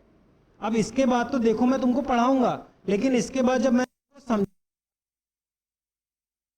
35 बीच में वो राइट है उन 500 लोगों के जो वो 5 लड़के भी नहीं ले सकते, तो ये तो तुम भी एक बार देख सकते हो ना। फिर मैं तो डिटेल में पढ़ाऊंगा ही, पर जब तुम एक बार देख के आओगे तो तुमको तेज समझ में आएगा। 36 से 51 के बीच में वो राइट्स हैं जो मिलने चाहिए थे पर आज नहीं दे सकते। अब मान लो बाइक, अगर तुम्हें पापा ने एक लड़का पैदा किया तो एक बाइक मान लो उसका राइट है, पर बाइक उसका फंडामेंटल राइट नहीं है। अगर मेरे पास एडिक्वेट रिसोर्सेज होंगे then I will buy you a car, but इसके लिए तुम आके तुम वो नहीं कर सकते, प्रॉब्लम नहीं क्रिएट कर सकते। बट तुमको खाना देना इज अ फंडामेंटल राइट, वो मैं दूंगा। तुमको कपड़े देना इज अ फंडामेंटल राइट, वो मैं दूंगा। स्कूल फंडामेंटल राइट, वो मैं दूंगा। Health is a fundamental right, मैं दूंगा। तुम अपना रिलीजन कर सको सही से, इज अ फंडामेंटल राइट, मैं दूंगा। तुम अपनी बात रख सको, freedom of speech and expression, मैं वो दूंगा। तुम्हारे साथ अनटचबिलिटी ना हो, छुआछूत ना हो, वो मैं तुमको दूंगा। समझ रहे हो? तुम पे कोई भी कास्ट, कलर, रेस, रिलीजन की वजह से तुमको डिस्क्रिमिनेशन ना फील हो, वो मैं तुमको दूंगा। ये 5 जब सब पढ़ो तो ये सोच के पढ़ो ये 5 लड़के इन 500 लड़कों को दे रहे हैं। अब इसमें कुछ राइट तो ऐसे होंगे जो वो देंगे ही देंगे, कि वो हम तुमसे नहीं लेंगे। तुम में कभी भी भेदभाव नहीं होगा, race, religion, caste, sex, place of birth पे हम तुम पे कभी भी डिस्क्रिमिनेट नहीं करेंगे। इस राइट समझ में आ रहा है? तो देखो जाति, धर्म, इस पे कभी भेदभाव नहीं होता है, लेकिन यहाँ पे देखो लॉ बहुत चालाक है। अब तुम्हारे दिमाग में क्वेश्चन आना चाहिए, sir race, religion, caste, sex and place of birth पे डिस्क्रिमिनेशन नहीं होना चाहिए, तो रिजर्वेशन क्यों है? अब इसका आंसर तो मुझे अगली क्लास में बताना। जब ये 5 लड़के बोल रहे हैं ये 500 लोगों को, thus not discriminate only on the basis of caste, color, race, religion, sex and place of birth. डरो मत इस चीज से। The state shall not, the 5 boys will not discriminate only on the basis of caste, color, race, religion, sex and place of। तुम्हारी जाति पे नहीं भेदभाव करूंगा, तुम्हारे कलर पे नहीं करूंगा, तुम्हारे धर्म पे नहीं करूंगा, तुम जिस रेस से आते हो नहीं करूंगा, तुम लड़का हो, लड़की हो, ट्रांसजेंडर हो नहीं करूंगा, तुम जहां पैदा हुए उस पे नहीं करूंगा। तो फिर कास्ट पे रिजर्वेशन कैसे मिल गया?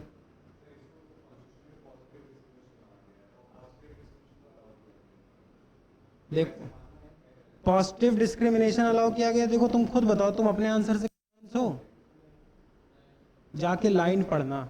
मैंने तुमको बोला the state shall not discriminate only on the basis of.